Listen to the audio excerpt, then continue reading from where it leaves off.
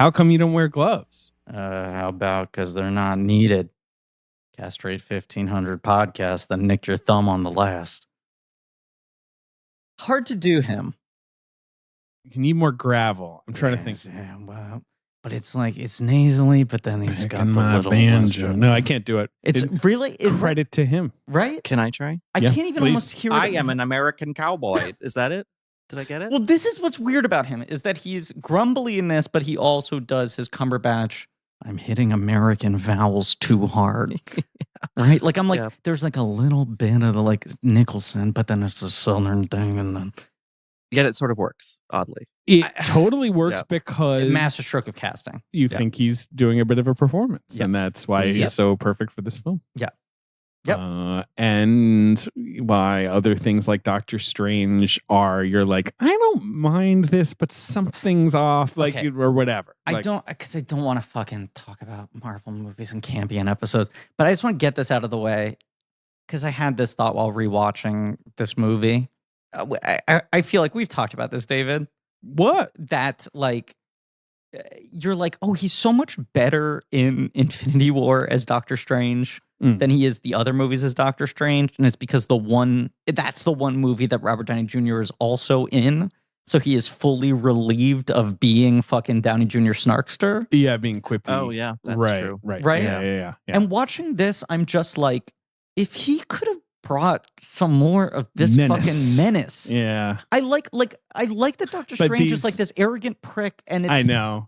But those movies have to have some quotient of like, but the audience needs to like him because these are movies about, people to root for. You get to the vulnerability. Right. I mean, but that's why I'm like, this guy, Phil, the longer you watch this movie, you do start to develop weird sympathy for him. Oh, completely. Cumberbatch is a skilled enough actor that I think he could pull that off, but it just feels like Marvel is terrified of the calculation of like, I was hoping after Infinity War, they'd be like, you know what, right, he doesn't need the jokes. It works. His fucking moment holding up the finger, him showing the tenderness, whatever, all of that works. And then fucking like Spider-Man No Way Home, it's like, Scooby-Doo. It's like, bam, bam, bam, bam, bam. I agree with you but maybe in the movie, the new one. That's Bronco Henry in the Multiverse of Madness. Correct. What if Bronco Henry shows up? That would be good. I want like Bronco Henry variants. I want like 6 Bronco Henrys. Do you think that's who Bill Murray's playing in the third Ant-Man movie? Maybe? A tiny Bronco. Forgot that he's in that. Yep. I'm just imagining a portal opening and then like a lasso coming out. He's like, what? Who's this now? I knew he was in that because I was listening to your Ghostbusters watch. Right. Yeah. What if other Cumberbatches? So you have Phil, you have Sherlock. He comes out with like a BlackBerry or whatever. Julian Assange. Brexit man, Mr. Brexit. You have what's Patrick Melrose. I was going to say you beat me. He's in a tub. I mean, you obviously have fucking Alan Turing. Yeah, Alan Turing, the molester from Atonement, investing computers, the molester from Atonement. What's the character from August Osage County? Oh God, Little Charles. He Thomas Edison. Comes out as that with a light bulb or whatever. Today we call it electricity. And he can be both World War I characters from 1917 and Warhorse. Wow. Two distinct but fairly similar kind of very different. Very different captains or whatever. Yeah. Smaug. Khan. He's played a lot of people. David, I don't know what you're talking about. Benedict Cumberbatch he didn't play Khan. He played. You're trying to remember the name. John Harrison. There you go. John Harrison. What about the Grinch? Oh yes, it's me, the Grinch. I hate Christmas. Apparently I'll never, ever. I know I've devoted so many minutes of this podcast to it. I will never get over that's the voice he did. Apparently I am the Grinch. Pitt the Younger. Are you guys talking about Matthew Morrison? Remember that guy? He's Pitt. Pitt the Younger, the famous prime minister in Amazing Grace, apparently, an early Cumberbatch role. Okay. And of course, Shere Khan from Andy Serkis's Mowgli. What's the subtitle on that movie? Jungle of the Dark. Legend of the Jungle. Pretty lame. Apparently he played Stephen Hawking in a TV movie? Yes. You know what? He talks about that a lot. He beat Redmayne to the punch on this one. Yeah. Right? I've watched about half of that thing. He's crazy good in it. Good actor. And he's talked about that he was like, this is it. This is the role that makes an actor's career. And it Right. aired and his career didn't go anywhere. Yeah. And he had like a lot of resentment of like, I fucking nailed Stephen Hawking No one and cared. no one noticed. Yeah. And then like 10 years later, the guy wins the Oscar for it. But thankfully he was very well established at that point. The Cumberbatch, Well, he beats Cumberbatch that Yes. year. I know. Imitation Game, right? Yeah. Is the same year, right? But still, I think if Redmayne had won for playing Hawking before Cumberbatch had even gotten nominated, he or probably had would have been even more experienced bitter success. about it. Right. I'm sorry. Yeah, we're just doing a bit of a Cumberbatch. We have to but look. I just want to say this is a blank check with Griffin and David. I I'm think Griffin. Redmayne. I'm David. I think Redmayne is the Hey, let me get this out worst because then we're going to go back to of those Cumberbatch. nominees. Sure. Oh, sure. Of those 5. I think I put him last. I know Agreed. you. I may like that I performance think more that than was me. was that 2014? 2014. That was my Keaton- first Toronto, and I walked out of the premiere, And and you're I was like, he's winning. the Oscar, and everyone was like, Michael Keaton and Birdman is coming up, and I was right. So Yeah. Yeah, you were Keaton, right. Redmayne, Cumberbatch. Mm-hmm. I Yeah. think Cumberbatch is good in the Imitation Game. I don't think that movie is particularly good. I I have think- never liked him in anything until Power of the Dog. Wow. Really? Yeah. Okay, let me get the fucking name of the podcast out because we're going to talk about Cumberbatch for like an hour. We have to. Not an hour. Let's try and keep this episode. This is Blank Check reasonable. with Griffin and David. I'm Griffin. And David. We did do that. I know, but then you interrupted it with the Redmayne thing. There has to be a flow. How dare I interrupt? The power of the flow. Yeah. Okay. And this is a podcast. Well, no, I have to start over again now. This is Blank Check with Griffin and David. I'm Griffin. I'm David. It's a podcast about filmographies, directors who have massive success early on in their careers and are given a series of blank checks to make whatever crazy passion projects they want. Sometimes those checks clear, and sometimes they bark, baby. Boing. I said bark. Barf. Woof, Barf. woof. Arf. Arf. Yeah. This is a miniseries on the films of Jane Campion. It's called The Podcastiano. The last time you're going to do that. Boof. I guess maybe you'll do it on China Girl. Oh, sure, but that Maybe. will come out before this? Yeah. Today we're talking Power of the Dog, her most recent film, a film that is at the time we're recording this considered the frontrunner winning Best Picture. It certainly got the most nominations. She at the seems to Oscars? be a little bit undefeatable for Best Director. I hope this doesn't age poorly, but I think kind she of could win 3 Oscars. yeah, I think so too. I would call her the front runner in all those categories. There also Yeah. used to be the thing of like the Maybe Drive Oscars My like to Car. share the love. They like to spread it around. Yeah. And recently we've had more of the like Inarritu, Bong Joon-ho, Yeah. Chloe Zhao, Yeah. where it's like they just let you win all of them. Yeah. Why not? Zhao won 3, maybe? I guess she won 2. Did someone else? Did she- Screenplay adapted. Yes, went to the father. Okay, so she won 2. Yeah. She But won wasn't she directing. nominated for editing as well? Because that was such a, She's nominated for The Eternals. Maybe that's what you're thinking of for editing. Right, but she was nominated for Best Director of The Best- Eternals. Yeah. She was nominated for editing and lost, To of course, to Sound of Metal. Oh, which is a good one. Oh yeah, it is funny how much a year out now it just feels like those Oscars kind of didn't exist. I feel bad for especially Daniel Kaluuya, and it's like, oh, no one remembers that. It- that I happened. feel it's a bad the little same way I lame. feel bad for Right. like Lauren Holt getting hired on SNL in the COVID season. Yeah. Where I'm Yeah. just like, Yeah. you did, but it also kind of Yeah. right. It's a weird Oscars because I think the winners are largely good, but you're right that they're sort of weird asterisk Oscars. Yeah. And they always will be.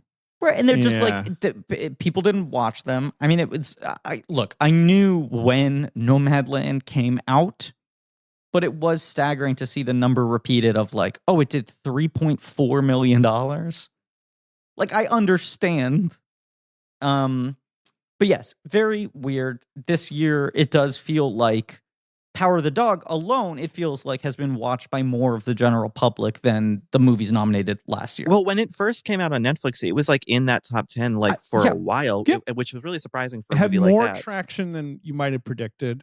Like Partly because it's got a big star in it. It had Yeah, the marriage was the thing. story thing where you're like, well, this is a movie for the coastal elites. And then like Netflix at large took to it more than you would Or imagine. memes. There were Bronco Henry memes. That's what I'm saying. Much like the punch in the wall. It Have was you- like it fucking worked. Have you guys settled on Bronco Hosley, by the way? Is that I think it has to be. And I think Yeah. that's it. yeah? Yeah, I think that's it. Yeah, because pretty Power of great. the Haas is too obvious.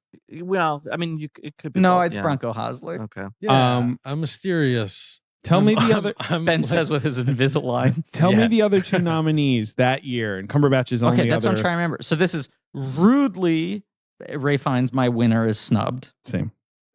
my winner too. Is this the same year as The Lobster or not? No, it's the year before. The year before. Year before The Lobster, Yeah. I guess. Yeah. Because I remember that you and I talking about how weird it was that Colin Farrell didn't get in because it was. Oh, I think I know who it is. Can I guess? Yeah, of course. Steve Carell.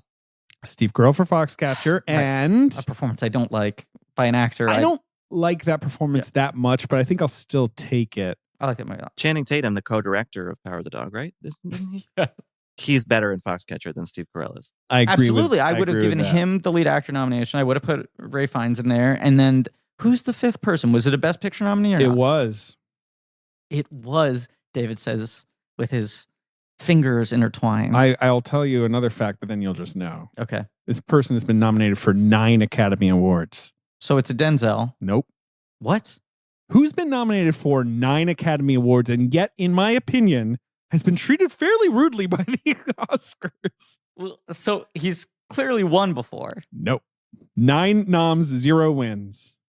Lead actor. Mhm. 9 noms. Now, I think 2 of those noms are for producing.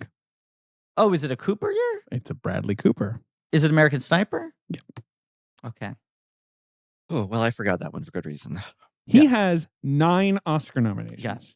Now, it's actually 3 4 for producing. Okay, so it's Nightmare Alley, Joker, American Sniper, and the fourth one is Star is Born. Right. And then also screenplay for Star is Born. 5. And then 4 acting nominations. Right, so it's the 3 David O. Russells and American Sniper. Correct. No, 2 David O. two Russells. David O. Russell, Star is Born, and Right, American yeah, Sniper. sorry.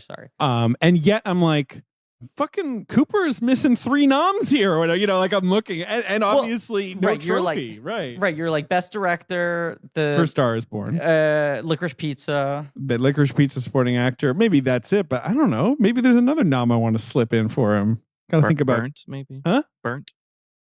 Burnt. He did. Supporting actor in The Mule. Great performance. Supporting actor in Joy. Supporting actor in War Dogs.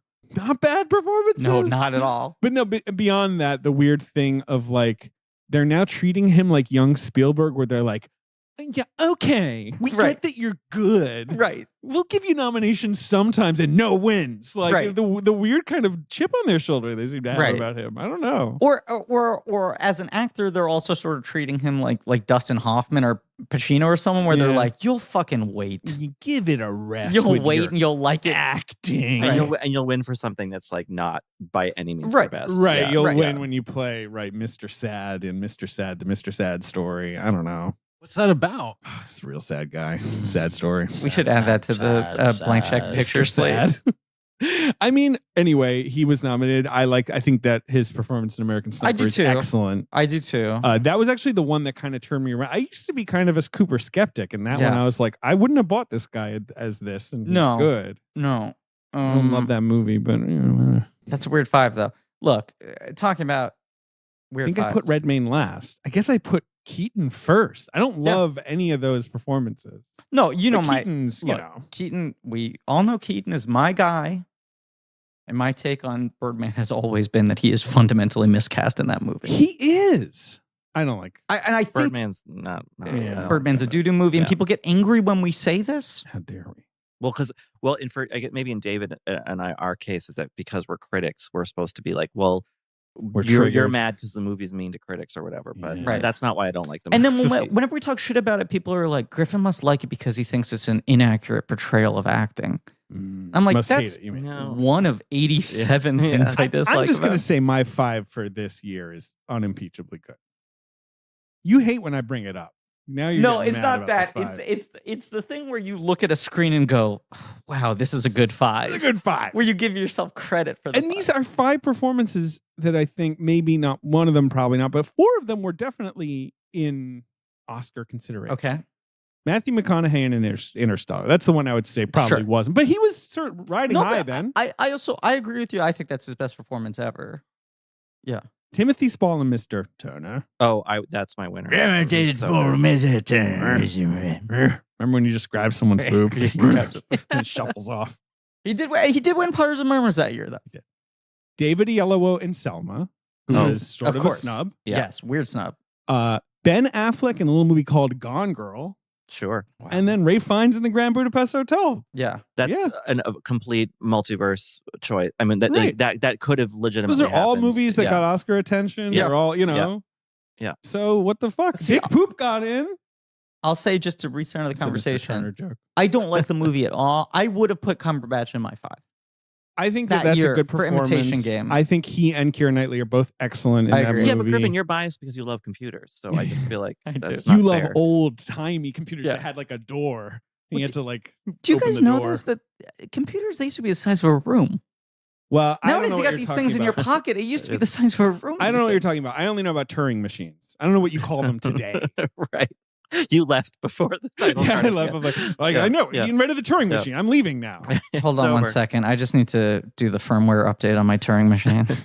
The weirdest thing about The Imitation Game is that Mhm. it won an Oscar for screenplay and nothing else. And that's like the worst thing about Yes. Yes. I believe it was on this podcast where I said I wanted the movie Home Again to take the Turing test. it. Ah, God, what a weird Look, ugh. and with that That's credit, a weird Oscar year. Yeah. let's say, of course, joining us today for the first time in a while. So this is my second time doing the last movie in a series. Oh, because you did And The I Witches. think that this movie's a little better than The Witches. I'm just going to say it. I remember our Witches episode being us truly not talking about that movie at all. That was Yes. Zoom at like 9:45 at night. right. Yes. Like my wife was like 8.5 months pregnant. I and, was like, slurping down some red wine it in was my, like in my apartment. end of Jan. This was this period of time where we would record really late because you didn't want to record until after your wife had gone to sleep. Yes. And the Disney Investor and there was Conference also- was that night. You had the issue with Oh, the right, yeah. the drilling Oh, that was that the made other thing. daytime recordings hard. So I was like, well, if we're going to record after 5, let's record late. That was that we'd record at like Yeah. 10 o'clock at night or 9:30, and it Yeah. was a nightmare. It would just fuck up. I will just say, I don't know. Those night pods are kind of Sometimes they were fun. cute. They're a little sometimes- Sometimes it was nice to do a little night check. took down an entire bottle of Pinot Grigio during our fucking Marwin episode. Wasn't it like a C3PO Pinot Grigio or something? And might you have were, been you the were hitting Skywalker that Ranch. Soderbergh liquor. What's the Soderbergh drink? Oh, Singani 63? Sure. Love that shit. Yeah, sure. I re-upped recently. Okay. A deal on shipping. Well, he brings it to you. He does. Our guest today is Richard Lawson. Hello. For Vanity Fair and Yeah. Little Gold Men and our Witches episode. Yeah. This Yeah. is eight timers? No, it's more than that. 9 timers? Oh, I don't know. I might be at 10. I don't Is he know. a 10? I'm behind. I'm going to double Emily. check my counting here. I'm sorry. Okay, do the math. All right, Okay. and Because literally, Trolls Trolls the doesn't count. experience is This Patreon doesn't is number 10. Wow! Wait, Where's Trolls my is, green a jacket? separate And, thing. yeah. oh wait, hold on, I'll go get it. 10 timer club. 10 timer Wow. In your first appearance was March 6th, 2016. So That was Lady in the that- Water. so 6 years. 6 years? 10 Yep. ups? And then obviously Trolls the Experience. That was you've done 2 pandemic recordings with us. Mhm. And this is the 3rd, but we're in person, baby. We're in person. Yeah, we are. But yes, you called this one early, Richard. I threw you camp. I said, and- what do you want to camp? And I believe your line, as was relayed to me by David, was, I want to do Power of the Dogs. I want to do Power of the Dog, quote, for gay reasons. You did say that. Yeah. That's true. Yeah. I think it's funny because I was thinking about it. Like, I haven't done many like queerish movies with you guys, but like the other one was Philadelphia, which is really depressing, and this is also really depressing. But this one at least has some sort of fun I with think this movie's very funny. It Yeah. is funny, but obviously it is also sad. It's bleak. The second time I watched it, I've now seen it 3 times. I remember being like, I guess the first time I was just kind of so energized and Yeah. thrilled to be seeing this major movie. I was seeing it in a big screen. And like, I guess I was also just like, what the hell is going to happen? I was kind of on the edge. The second time I watched it, I was like, God, this is very sad. Like, especially obviously Kirsten Dunst's character. And I don't know, just like everyone's kind of sad. Yeah. And the third time I was like, yeah, Benny's having fun. It's pretty funny. Mean old bastard with his banjo. Yeah. So malevolent. Anyway, no, you've done other queer movies with us. Spanglish, K-19 Sure. the Widowmaker. These are all I queer mean, I should classics. say- Your boys. Home Again is definitely the gayest movie I think you've ever done on this podcast. But gay in like the Victorian sense, where you just mean like, "Ooh, Yeah, I'm right. having a lovely time." It's like, full of gayety. Yeah. That movie's fun and fancy free, right? Well, did Pico show up in something recently? Pico Alexander? Yeah, it was Esther was telling me the Pico was back. So I guess he finally escaped A peek at the Pico? my basement. I don't know what my joke is there. Dave. Oh, he's in The Sky Is Everywhere, this sort of like young adult movie that Josephine Decker made that's like dropping on Apple TV Really? like Friday. I have a screener sitting in my inbox. I need to watch it. I hear it's good though. I also hear it's pretty good. The book it's based on Jane Nelson. It's like a really good YA book. Mm-hmm. Anyway. Anyway. And The Witches is super gay. No, it's not. It wants to be isn't kind super of in a anything. way. Yeah. But yeah, this movie, Power of the Dog, I hadn't read the novel. I saw it like a little pre-screening before it was at Venice in New York, and I had no idea what it was about, except that it was a Jane Campion. And Jane Campion I like, but when I was a kid, we had a babysitter who was one of my dad's grad students. Phil Burbank? Yeah. All right, kids, I'm going to... No, sorry, go on. He would talk to us in ancient Greek while wrestling with us. She took us to the movies, and she really wanted to see The Piano. And my sister was, I guess, 11. I'm sorry, you mean the Panani? Sorry. The piano. What is it's Panano? Panani? Yeah, Panano. The Piano. And my sister, who was maybe 11 or 12, that was 93, right? Yep. Mm-hmm.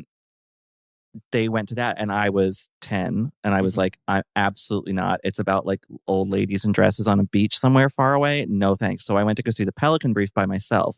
Wait, arguably a more adult movie in some way. I know. I was it's ready for about legal briefs. I was ready for the swerve to be Little Giants or something. And it was The Pelican Brief. It's about like a Supreme Court justice. It was so, and I loved it. Of course, it was the first movie I ever saw by myself. It was thrilling in Chestnut Hill, Massachusetts.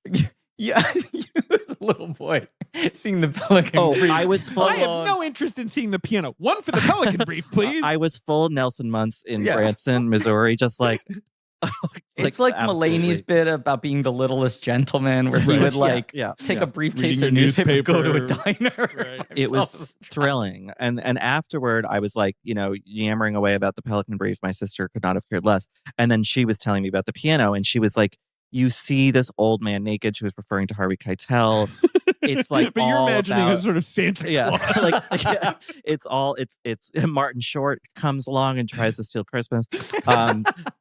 Like it was all like a piano on some sort of cloudy beach, and I was like, and so in my head at 10 years old, and it took a lot of time into adulthood to like get rid of this. I was like, Jane Campion makes weird, bad, boring movies. Not bad, just like esoterically artsy and all that stuff. Right.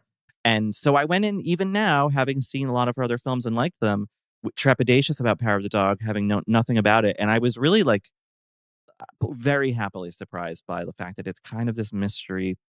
Not a thriller, but like it's a really entertaining film in addition to all of its artsy, deep thought it's kind also, of stuff. It's a very unique movie in the way it functions, and it functions in a way that kind of defies logic. Like, you should not be able to construct a movie this way. In that it was only watching it a second time that I realized how much you really don't know what the fuck is going on the first time. Like, it is a movie that provides you with no handles to grab onto. Well, Bronco Henry. Right. Well, but it's tough. I mean, you have the fucking saddle is on the wall. It's true. Well, I watched it again a third time to speak with you guys, and especially on the third viewing, it's like this movie tells you what's going to happen literally in the opening, like voiceover. Opening voiceover. Like, every single thing is set before you, plainly, you know, and it's this little mystery box that like is actually deceptively simple. That's what's odd about it. I mean, this is what I'm saying. Is like, you watch it the first time and you're like, what is this thing? Where the fuck is it going? Yet you're still captivated by it, right? Oh yeah. Very often movies where there's not a clear, like, you don't know whose perspective you're supposed to be like seeing things through, who you're sort of aligned with or not. A character will be a central focus and then disappear for 45 minutes. Like, it's disorienting, but not in a way that ever pushes you out of the movie. You're kind of drawn in, even though you can't really get your bearings on what's going on. Doesn't really come into focus until the moment it ends. Right. Yeah. And So then you pretty watch much it the the last second shot. time and you're like, yeah, obviously. Right. Like the first time I saw this movie, it took, Johnny Greenwood's score is swelling. They're in the barn after the hides have been given to the Yes. Native Americans, and he's tearful, and Kodi puts his hand on him, and I was like, oh, it's a gay thing. And then in the second viewing, the minute he sees him in the restaurant, Yes. it's so patently obvious. Yes. And I think it's just such an interesting, not Rorschach test, that's not the right, analogy, but like it really morphs kind of like Greenwood's score depending on how you're viewing it. How you're looking and at it. that's so What angle compelling. you're looking It's odd that it feels elusive in that way, though. And I mean, you say like it's like a mystery movie, but it's also like the mystery you're watching is where's this thing going? Like what is the drive of And who this is it thing? about? Who is it about? What's the drive? Why are all these people put together? What is the story? Where's the dog and what's its power? Right, exactly. Ben kept on asking. I mean, the dog his name is Clifford. He's big and red. Is his Yeah, pal. That's his power. So he's Which like is a cool power. he's like an injured military dog, and this actor who hasn't worked in like 5 years is paired up with him. Dog. Jane Addams is bizarrely in Dog. Dog. That's gonna Channing make a ton of Tatum money, saw I the think. power of the dog, and he was like, Wait, hold on a second. Cut the and the power and the of and the. It's cleaner. David's doing the hand gesture. I'm just doing the longer. Oh yeah. Power of the dog. It's what you say, Richard. She made the piano. She made the Power of the Dog. In between, it's not like her movies never resonated with people, but she never had No. broad appeal for any of them. No, and the piano casts like a huge shadow over the rest of her career up until this movie, arguably, where you're like, yes, Pretty that woman who much. made the piano. And this is a movie where it's like, this absolutely feels like the movie she would want to make and would be interested in making. But once again, somewhat serendipitously, it's just kind of crossed over Yes. with being more of a broad Right. commercial. I mean, it's so hard to say this with like Netflix, but like, you know what I mean? Just It like does feel like it, the though. kind of movie that I would tell everyone in my life to watch. Yeah. Versus I love In the Cut, but I'm not going to be like, everyone That's an should see In the acquired Cut. taste kind of- Right. Yeah. When it's coming out. Yeah. Yeah. No, that's when people ask me, like, what should I watch? I'm like, well, you've seen Power of the Dog, right? And if they haven't, I tell them to see it, regardless of who they are. I'm just like, that's a movie good anyone time. will find compelling. Yeah. I mean, I took my boyfriend to see it, and Right. we went to see at the Paris, which was really fun. Well, I mean, the crowd wasn't fun, but the movie, it was nice to see it on a big screen. And afterward, I was like, "So, what did you think happened at the end?" And he was like, and he just laid it out perfectly. And I was like, "Oh, so I guess some people actually just is more accessible in some ways than it was even, for me, who was seeing it sort of professionally." So yeah, I think it has much broader appeal than a lot of Campion. What was his take on it? Well, he knew right from the restaurant scene that there was a sort of gay, Free song. Something happening. He knew immediately, like when Kodi was riding the horse, that he was going to make him kill, Phil with anthrax. Like it was like he had it all mapped out, and which is an interesting thing because again, the movie morphs depending on what you're bringing to it. I struggle to watch movies that way, not because I'm not good at it. I'm too like, I struggle to predict what's going to happen. But I truly was flabbergasted by the end of this movie. Yeah. Like I was certainly not what I was expecting at all. I mean, I kept myself very clean. Even though I saw you'll get anthrax. Thank you. Even though I saw it, Anthrax is a sick name for a disease, though. Yeah, right? also sick name for a it band. might be. Well, yeah, Jinx. Yeah. I'm just saying though, it's like probably one of the better disease names. I didn't know until I watched this movie, which is kind of embarrassing, when they said it, and I was like, "It's 1925. There's an X at the end. There's no way they had words like that You're like, back what? then." Did someone send an envelope to Tom Brokaw? Yeah, Where are they finding anthrax? There's an X. Like there's that. That's They've not a had- 20s word. They've had that bullshit since Greek times or whatever. Is Phil taking Paxil? What is it? Yeah, right. Exactly. These aren't Maybe he old timey Western words. No, I was gonna say I kept myself fairly clean in this movie. Good thing, otherwise you get anthrax. Despite seeing it months after you guys, I had just sort of gone like, yeah, I'm gonna like that. I want to see that. I don't need to read. Yeah, sure. Right. No anything need else to about it. Very prep. often, like Right. with film festival movies like that, I'm like, cool. Won't watch the trailer. Don't need to know anything. And the two things I sort of had in the back of my mind before seeing it were you calling dibs on it, quote unquote, for gay reasons. Okay. Oh, so you hadn't even seen it, I guess. No. Okay. Yeah, right. No, and I was just like, I wonder if Richard has some gay reading of Power of the Dog. Oh, like I saw some subtext in there. Right. Yeah, like even watching it, I was not picking up on anything until the scene with the fucking handkerchief. Right. Right. I thought like Richard's gonna have some fucking galaxy brain take on this, right? No, it's a very straightforward. Yes, absolutely. Yeah. And then David saying the thing to me of like, it's one of those movies where you really don't know where it's going, and it's not until the final moment that you go, oh, now I see what she was doing. And when you said that to me, I imagined it more in a sort of like, oh, that's what the movie's really about. Like maybe the metaphor doesn't click into play. You know, her sort of thematic interests don't sort of come into focus. Sure. But even still, with those two things that you guys had told me, I sat there just being like, I really don't know what this movie is. And I don't know if I'm getting it less than other people. I'm transfixed by it. But like, I have no idea what the fuck's going on. I would say I didn't really lock in until about the same scene as you. And then I was sort of with it, but just going like, so what is this movie exactly? Yeah. And then was completely like thrown off by the ending and kind of knocked out by the movie in whole. And to that end, like, you know, the you could hear something about that movie like, oh, Benedict Cumberbatch plays a sexually repressed cowboy in the 1920s. Right. And you would watch a lot of that movie and be like, this movie is explicitly and maybe solely a tragedy about this like horrible man who, you know, visits his repression onto a younger person who is more demonstrably himself. That is certainly but what then, I thought the movie at the was, end of the movie, it's like, no, the tragedy is about, I mean, it's about Phil, but it's about Kodi's, you know, it's about that kid, and like that the closet has warped him to such a degree that he becomes a murderer, you know? And I just think there's such a surprise throughout the movie in terms of like, well, again, who it's about and how it's about that. David? Yeah. We're talking about dogs a lot in this episode. Power of them.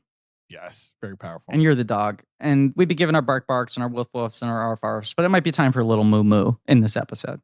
The cineast cow. Well, she's not making an appearance, but we're acknowledging her. Yeah. The cineast cow, of course, from the Mubi region of the streaming world. We love her. This episode's brought to us by Mubi, which is a curated streaming service showing exceptional films from around the globe. We love Mubi. They're loyal partners. Every day they premiere a new film. Mm-hmm.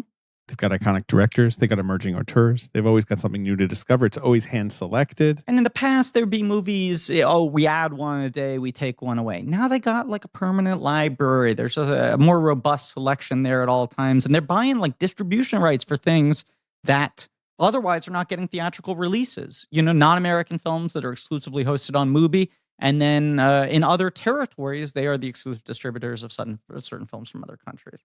Taking a look at some stuff they got now. What are they? Oh, they got The Terrorizers, Edward Yang. That's on my watch list, right? That's a Yang I haven't seen. Ooh, we got a New York double bill. Street Vendors, Heaven Knows What, and Miss 45. So they got some cool curation going on there. Yeah, it's hand selected. This is the big thing. Mubi, you're not being fed movies by algorithm. Right. Well, algorithm actually does work for Mubi now. He's the king of content. Yeah. We got some 60s Godard movies, Pierre LeFou and Contempt and Alphaville and Woman is a Woman. Woman and Woman, maybe my favorite. Well, Masculine and Feminine's my favorite. I don't know. Two good movies. Yeah. We've got, this is interesting, movies shot by women. They got all these cool categories. Ooh, what's leaving soon? Interesting. Now I'm actually just curating my David's movie list just right now. Anyway, Look, the point is timeless classics, award-winning masterpieces, and festival fresh gems. 100%. And what I want you all to know is that you can try Mubi free for 30 days at mubi.com/check. That's mubi.com/check for a whole month of great cinema for free. Mubi. I think, like, watching it a second time, the thing that became so clear to me is, like, above all else, this is a movie about for, like, unbelievably fragile people. Yeah. Right?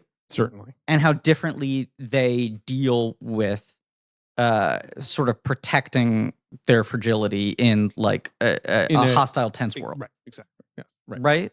And the only guy who comes out of this, like, really kind of clean is Plemons. Right. Which I kind of disagree with, actually, because rewatching it again, I think that a lot of I'm sorry, I'm bad at character names. Kirsten Dunst's character. Mhm. Rose. I think Kiki. a lot of Rose's mounting misery is because very pointedly Plemons leaves the film for like a huge Right. stretch. He of the kind film. of neglects and lets it fester. And he's like, Right. I'm just going to stick her in this house with my horrid brother. Right. And maybe her son once in a while, and I'm going to go off to town He's and do so whatever. afraid of confrontation. Yeah. Like, you know, he Right. can't handle confrontation with Phil or with Rose. Like, you Well, know, he to also- help her stop drinking or anything. I mean, he's not unique in this, but he like really cannot express himself. Right. You know, he's really not good at verbalizing things.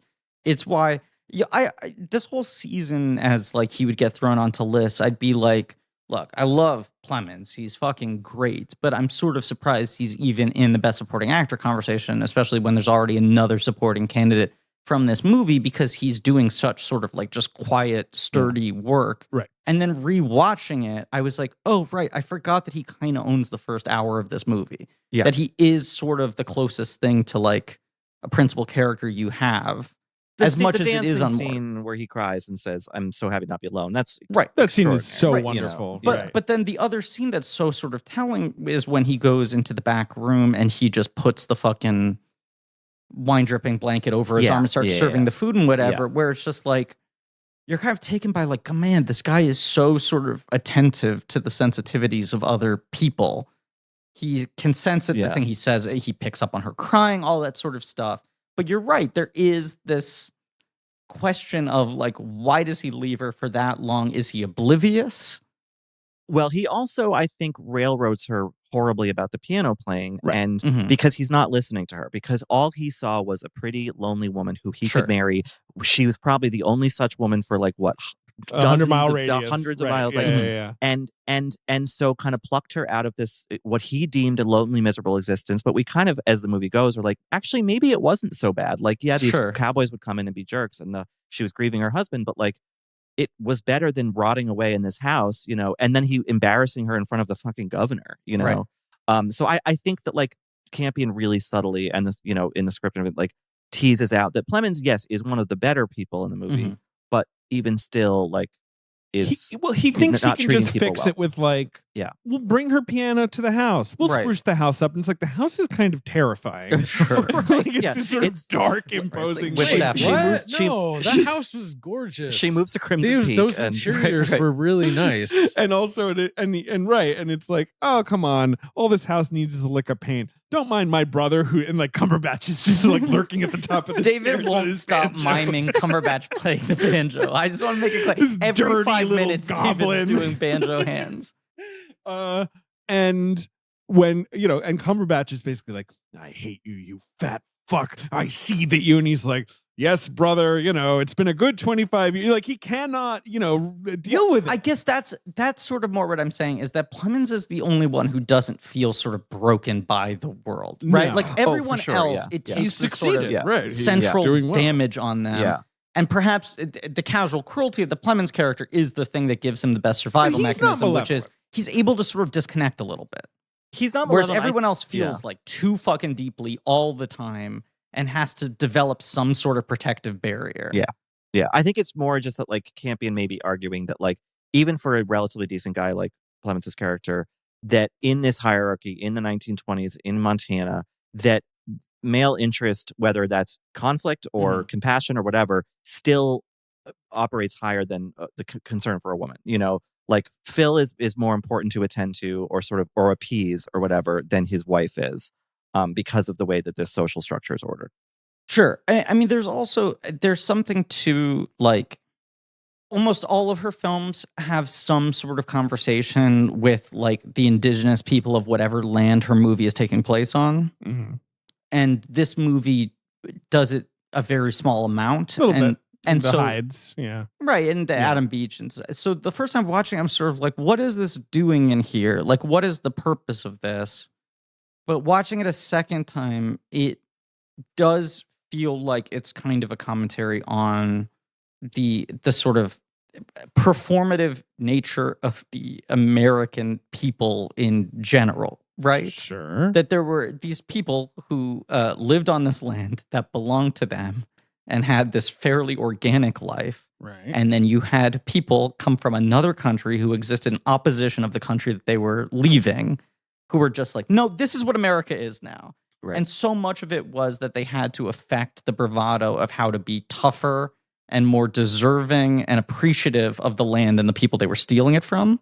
You know? Right. That like the American cowboy exists almost as like a performative one-upsmanship of the Native American. Right. Of just like, we have to seem like we are more in touch with this, more in control of the elements, tougher, you know, like, and that's the whole Phil Burbank thing is just like, how do I inspire respect in people if I just seem like I fucking get this better than anyone else? Right. And it gets to an embarrassing point of You like, can't wash this I off should of probably me. stink, right? Like Right. that, you know, Right, that's a but mark it is of that thing. toughness, It's yeah. like Clemens asking him to wash up is so offensive to him because he's like, this is all I have. Right. If you clean me up, the whole fucking facade is gone. That's the thing. I'm right back at Yale Right. doing my classics where I'm sure there's a whole backstory there, you know, about Right. like, whatever happened with some guy at Yale, you know. Right. There's a certain degree of anti-intellectualism that is like baked into the very DNA of America because it's an opposition of like the cultured Europeans. I would argue to a degree, right? Sure. And how quickly like the cowboy forms as like the archetype of like the alpha male. But then George wants to civilize. Right. And he's like, no more ranching. I want to meet the governor and I want to have a nice house and I want to have a nice place that people can come and the railroad and, you know, like all that. And Phil is like, as you say, he's like ridiculous. Like, you can't do that. Like, that's not what we're here for. And the governor Both of and the things his they're doing wife is was kind of performative. like flinty and sassy and like, and even the parents, like they see through him. Like the other cowboys kind of tolerate it because he's their employer, but like, and maybe he's kind of an oddity to them. But there are people within the very tightly contained world of this movie who also, it's not just the audience in our modern times seeing how ridiculous and pathetic he is. It's them contemporaneously. 100%. You know? Phil's a little full of shit. He is tough stuff, I suppose. Yeah. If he wants the compliment, you know, whatever. He's castrating bulls with his hands and all that. Like, There aren't fine, that many you know. movies with on-screen castration of any kind. That's true. As David points out, he does do the shit. Like he has walks the become walk. very good at everything. But it's like the dinner with the governor is like the thing he cannot do is he is not a skilled enough actor to be fucking like Little Lord Fauntleroy, academic whiz kid, pretending to be a cowboy, trying to appeal to high society. Right. He knows that like if he tries to split the difference with them, he's going to roll all the way back. Sure. Right. He doesn't want, he doesn't want to lift the veil. He just wants to be mean banjo man. David's doing the hand. Benedict Cumberbatch is incredible casting for this very reason because people, I saw some reactions, maybe even before the movie was out, of people being like, well, British actor playing a cowboy, like, well, you know, that he's very good at that kind. You feel like it's a performance. He's also he's an incredibly cerebral actor. He's a great actor. And to hire him to play a tough guy feels like a mistake. To hire him to play an American feels like a mistake. Yeah. Like all these sorts of things. Although I like him a lot, but it is such smart like meta casting in that way. I mean, because I sort of blithely said that I haven't liked him in anything before this. I just, you know, thinking back to when Sherlock was such a big show and I would try to watch it because I was like, this seems like something I should love, but it was like excruciating for me to watch. That was a show I really struggled with. You know, but watching Power of the Dog, you're like, oh, Campion was like, you guys have been using him wrong. Everyone has used him wrong. This is how you play him. You know, you don't try to like shy away from his, you know, aristocratic bone structure and bearing. You just kind of use it to make a different point, you know? It's really like genius. And the accent work is a little bit, you know, wobbly for me. But I don't mind it. Yeah, I want to say a couple things. Let's do some. I want to give you a little context for this movie because it is interesting. Obviously, the Campion took such a long break in filmmaking. But Ben, anthrax, the etymology, Greek, the word anthrax in Greek means carbuncle, referring to the pustules you get. Oh. So that's why it's called anthrax. Damn. There you go. Sick.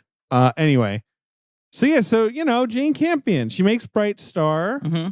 I would say that salvage is probably too strong, but like, it sort of mellows the blow I would of say two it almost reviled flops. resets her, if that's Right. It doesn't make a big enough impact to like salvage fully the damage of the previous movies, but it does sort of reset her to like, oh, that's a director who makes critically respectable films.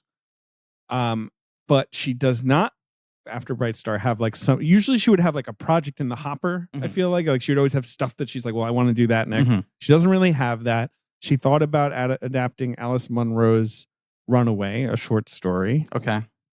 Which she never got off the ground. She thought about adapting the novel The Flamethrowers, which was a big... Those are both great choices for her, Monroe and The Flamethrowers. I know. Like that kind of... The Flamethrowers is what is set in like revolutionary 70s Italy, right? And sort of, and also the really, really desolate American West, because it's like these motorcycle races. Right. Yeah.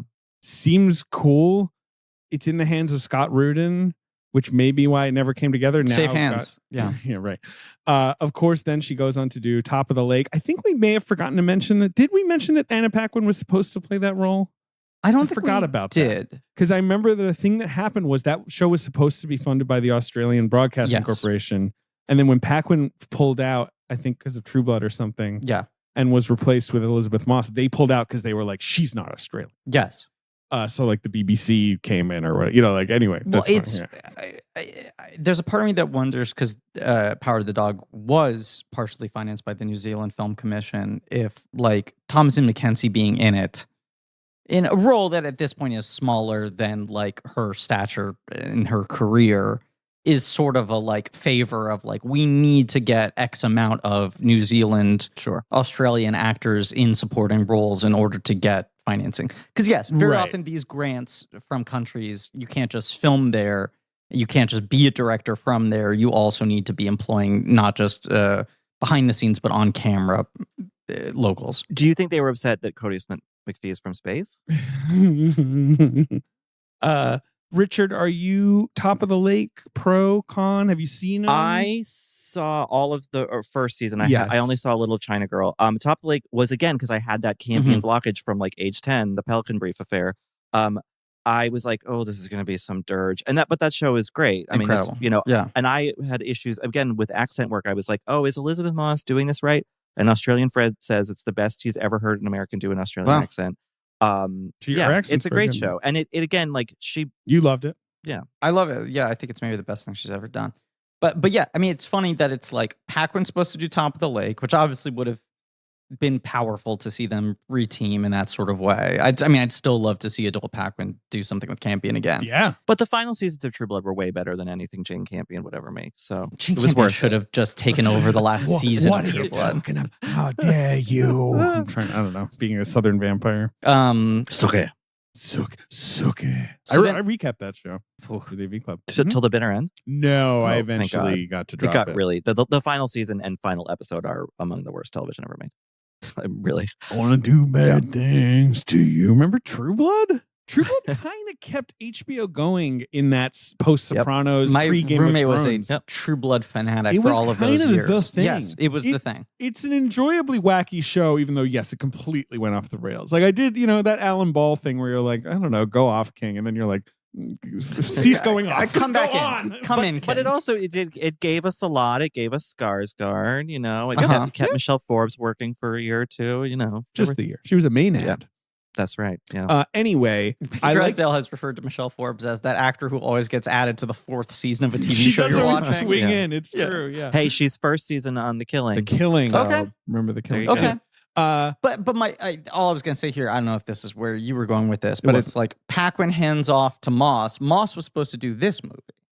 Interesting. She'd probably be good. Yeah, it was supposed to be Moss and Paul Dano. Oh, both logical pieces of casting. But absolutely like upgrade. The two actors we got are a better fit for it, and there's so much you get. Once again, just smart casting. You have so much work done for you by the fact that they are a real couple. I feel like so often when you put real couples on screen, it's that very vulnerable thing where you're like, they don't have that much chemistry. Oh, is that like a bad sign? Or it's like they just want to play up like the fucking sexual magnetism of the two of them. the very easy comfort the two of them have with each other and the intimacy they have with each other helps this movie get their entire relationship set up in like 3 minutes. Yeah, Agree. yeah. It's so natural that it's Yes. just like there's no I mean, it sounds corny, but like you kind of forget that they're acting. Yeah, exactly. I agree with that. I just want to say the Campion felt doing those Top of the Lake seasons, even though season 2 doesn't go over as well. Yeah, helped change the perception of her positively. Sure. Like she thought it was good. It was good for me. And she says, the atmosphere has changed. I really feel like I've reached granny level. Don't be rude to granny. You know, system respects your longevity in the industry. I feel that. So whatever. It's certainly the most watched thing she's done since Piano. Has to be. Has to be. and when she brought China Girl to Cannes, she was seen at many a party by myself with my own Dropping eyes. it like it's hot. Oh, just dancing like a maniac. I mean, Really, J-Dog dropping she it. really dances. She like every party I've ever seen. Cubby her at, Can she's told us always- this as well, that she's a fucking dance machine. Yeah, that's her thing. She's a party monster. Yeah. So yeah, she also, as we know, in this interim, chaired the 2014 Cannes jury. Gave the Palme d'Or to Winter Sleep, which put me to Winter Sleep. Hey, David. I was supposed to see that movie, the first movie at Cannes, because I arrived after the festival had already started, and we got to the Airbnb, and I was like, do I now want to watch a 3-hour movie called Winter Sleep? And I said no. Yeah. So thus began my great tradition of not seeing the Palme d'Or winner when I'm at Cannes by accident. Beyond all, did you not see Titan? No, I did see Titan, and I didn't like it. She considers retiring after Top of the Lake, but then she reads this book by Thomas Savage that was like a critically acclaimed book when it came out, but has not a well-remembered book, has fallen out of print. Yeah, when did it come out? 67. I'd never heard of it, and he was like a gay author, queer author, like Right. and that, like, and it was like It's seen it as must like have been kind of bold for that to be published at the time, given the subject matter. It seems Right. semi-autobiographical from the perspective of, right? Yeah. Yes, and all he wrote, I think, or mostly what he wrote were westerns and like were about Right. French Sure. life and all that. I think it's an acknowledged influence on Brokeback Mountain, the story, Interesting. like Annie Proulx. Yeah. But it got reprinted sometime in the 2000s, and Campion's stepmother Judith sent her the book. Just they are always apparently sending each other books. She reads it, and not in this way of like, I'm looking for a project. She Sure. just reads it. Yeah. And is like, I fucking love this book. Let's see.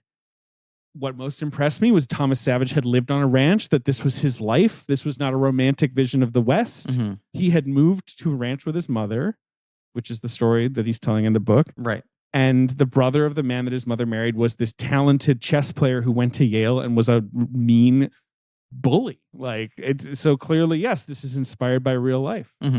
Pretty fascinating. Pretty fascinating. And so she just can't put this book away. She finds out that some Canadian guy owns the rights to it. She reads, oh my God, this, whoa. Okay, It was JJ Jim Carrey.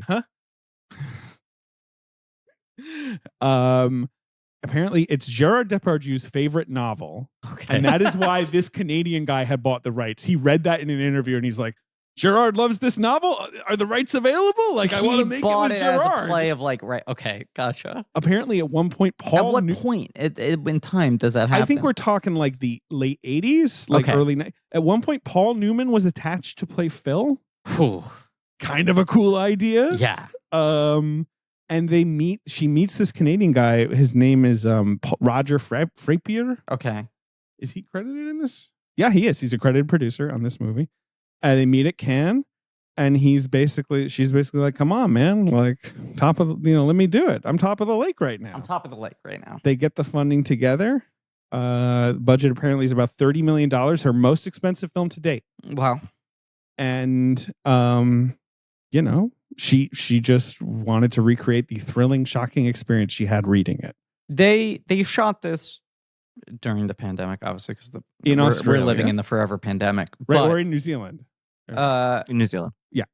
they didn't start shooting before the pandemic, right? It was a project that was like getting ready to go, pandemic hits, and then they sort of wait out when it feels vaguely safe to No. film. Or did they film shot a little bit? They started shooting Okay, that January was my question. 2020. Okay. And production was halted in March. I'm seeing here because of the pandemic of the novel coronavirus. The novel coronavirus. Interesting. And then production resumed in June Okay. and concluded in July. So, I mean, we're at, I think, the tail end of this. he and Cumberbatch was in character and refused to speak to Dunst on set. Wow. They were, I was doing going to that whole say, thing. I think we're at the tail end of it now, but it has been interesting, and probably 6 months from now we'll be fully out of these. But movies that had unplanned 6-month breaks in the middle of shooting, Right. It's a weird very specific unique circumstance. phenomenon, Right. where it's like this movie, fucking Nightmare Alley, Jackass Forever, Batman is like one of the last big ones that had that effect. The last day of the card counter. The last day of the I card would love counter. to know if I ever interview Schrader. I'm like, what's the one day? Like, what's in this movie that you had to shoot after a fucking 6-month break? It was so funny. Just like, the fingers. when he was like, just let me do it. Yeah, his Facebook on like March 12th, and he's like, "Get me going to fucking casino." It must be really hard to get back into that mood or Yes. filming. I mean, That's why I find it so fascinating. there's that one. I mean, this is not exactly related, but remember the show Rome, the HBO show? Yes. So they built this, ancient Roman street set. How long did it take? In, Like a in day? like Cinecittà or something? Yeah. Thank you. Okay. That was Thank good. Well done. You. Boing. You flipped me Fiverr for you. Comedy Flip Fiverr. They were about to start filming or something, and then this like huge storm blew through Rome, Uh-huh. and they were like, "Oh my god!" Like the set we just finished building, it's destroyed. And they went back, but it was like grass had started poking up through the things, it and they got were better. like, "Wait, Looks this better." is perfect." Yeah. Right. So I wonder if, in some senses, like maybe sometimes this 6-month COVID break helps, or That's I don't why know, maybe not. That's why you I know? think it's interesting. It's hard to quantify, but some films I do get the sense of like this might have helped them. The perspective, the Yeah, distance, maybe, the right, time to maybe you reset in the middle, all Look that at the sort of script stuff. and you're like, wait, why are we doing this? Right, Like, and other movies less so. But I'm surprised this doesn't feel like I couldn't remember which one it was, but this doesn't feel like a movie that had From break. what it seems like when I'm reading it seems like most of the exteriors were done, and most of the stuff they did post break were interiors on like sets in Auckland. The exact opposite of how you would want things to go during a pandemic. Right. But also, New Zealand was It was a fairly, infamously the single safest Right. place to film. Right. Getting back to her viewing the Annie Proulx, she talks to Annie Proulx, the author of Brokeback Mountain, Yes. about like Phil's homosexuality and how to reveal it, like how much to get into it. Because I think it's a lot more coded in the book novel. Yes, in the from what I book read. she says it's sly, Right. but there are Muscle Men magazines, and obviously, Yeah. Bronco Henry. There was a big discussion over Bronco Henry. Would we have any images? He's this powerful ghost. I made this rule: no flashbacks. We'll move chronologically. It gives an audience a sense of security when they can, what they can get to know, what they can't. Flashbacks. I totally the right call. No joke intended. If they had ever shown Bronco Henry in this movie, it would lose 25% of its power. I think so. It would have been cool to see him in the sky at night. You know what I mean? That would be if the clouds form into his head. Yeah, that would be kind of cool. So like the Bronco Henry obviously has a lot of meme value, right? People really took to the Bronco Henry idea the moment this movie hit Netflix. I find Bronco Henry so funny. It's one of those things where anytime it's referenced, I find myself giggling, even when it's referenced in the movie or conversation or whatever. And I was trying to think, like, what is it that's so inherently funny about Bronco Henry to me? And then I realized it's the Bill Brasky thing. It's Bill Brasky. Yes. Yeah. It's Bill It Brasky. is. It's the idea of just like there's something about this name that's just like Bronco Henry. He once jumped a horse Right. over a bar or whatever, and you're like, okay, and that he feels so abstract that you're like, here's this like fucking bullish name that everyone keeps on fucking talking up, and in your mind you can't reconcile what this person would look like or how he would behave. I mean, like virtual characters like that are incredible. Like, I mean, Beckett would tell you, Maris. obviously, like, but I think it works so well in this because the more you hear this ridiculous name, right, and these exploits that, like, who knows? Because it's all these younger guys being like, tell us another tale of Bronco Henry. Who knows if it's real? Right. But like, it just makes Phil look, he starts, let's say 40, and then he's 32. And then by the end of the Bronco Henry stories, he's like an 8-year-old boy, That's the other thing of the or a Bill teenager, Brasky effect, which it's like, the more they talk about him, the more these people seem kind of pathetic. Yeah. Where you're like, why do they idolize this fucking guy so and it's much? also not to Their be, whole existence is based around they can't stop talking about fucking Bill Brasky. it's also deeply butch in a way, Yes. like this obsession with this like cool guy from the past, you know, like Right. like Especially you're talking about it's nature out there. It's hard to tame Right. it, or like no one can do it except for Bronco Henry, obviously, who is 18 feet tall. like it really feels like a lot of it's just yeah. like, okay. A lot of the anecdotes could be followed. Then why don't you marry him? You Right, know? Exactly. Like, it's- 100. If yeah. Bronco Henry told you to fucking eat Yeah. anthrax, would you do it? Well, yeah, Yeah, I yeah. would. I mean, also, just the way Phil is like, George, remember what we were doing earlier? And George is like, what? Oh, I don't rightly know. He's like, we were hanging out with Bronco Henry for crying out loud. Like, he only wants to tell the one story. It's really like it's really like Tony Soprano waxing nostalgic about the old days, Sure. you know. But Strong silent yeah, type. and then you know Bronco Henry narrating from a gravestone, you know, Right. in the prequel for Right. for this movie. Which But I'm you're excited wondering about. how I ended up here. Me, Hey, it's Bronco, me, Bronco Henry. Yeah, Sorry if I sound funny. My neck's a little sore. yeah. Can I say there is such a huge spoiler at the beginning of that movie? Which movie? Many Saints of Newark. Oh, many sense. Sure. Yeah. I was so excited to watch that, right? I go to see that in theaters. I'm loving it. I get home. I turn on HBO Max. I'm like, they already have a spin-off series. And I know this is this thing they've been planning on doing of like, oh, we'll do an HBO Max Batman series and the Dune series or whatever. But then I watched the show and I'm just like, well, you've spoiled the thing. Yeah. I know where I this. should have gone It to was get a poor drink planning. while you did that. Should have gone taking a walk around the block. My bit was I genuinely saw Many Saints of Newark in theaters without ever having watched You an did. episode of The Sopranos You because were the one. I said to you, I want to do it Phantom Podcast style. David. Yep. Time is money. Okay. Maybe you can't go to an ATM and deposit time. Sure. Doesn't work that way. Right. This isn't an Andrew Nichol movie. It's not on the NASDAQ Right. or whatever, you know? It's not fungible. It's not an NFT, but it is money. And for me, my opinion, maybe this is controversial, I don't like wasting either time or money. Well, okay, then don't waste it with retreated trips to the post office, my friend. Repeated trips to the post office? Is that what I said? Weirdly a tongue twister. I said retreated trips. Repeated trips to the post It office. is weirdly a tongue. Yeah, It it's doesn't got- seem it's like messing with me. repeated trips to the.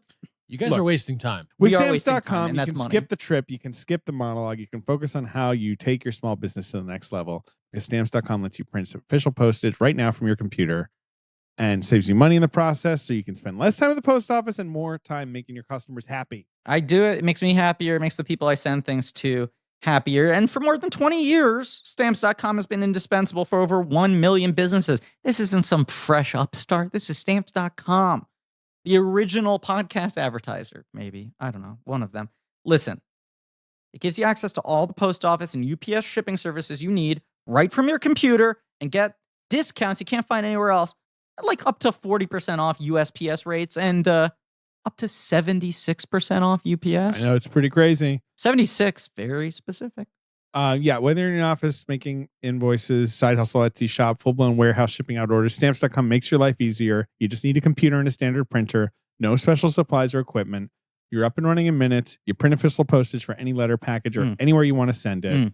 So stop overpaying for shipping with stamps.com. Sign up with the promo code CHECK for a special offer that includes 4-week trial, free postage, and a digital scale. No long-term commitments or contracts. No, you just have to go to stamps.com, click the microphone at the top of the page, enter code CHECK. That's it. It's done. You should just save time It's and done. money. Let's never speak of it again. Except Done. next time they Next time they sponsor the show. buy ads very generously. Okay.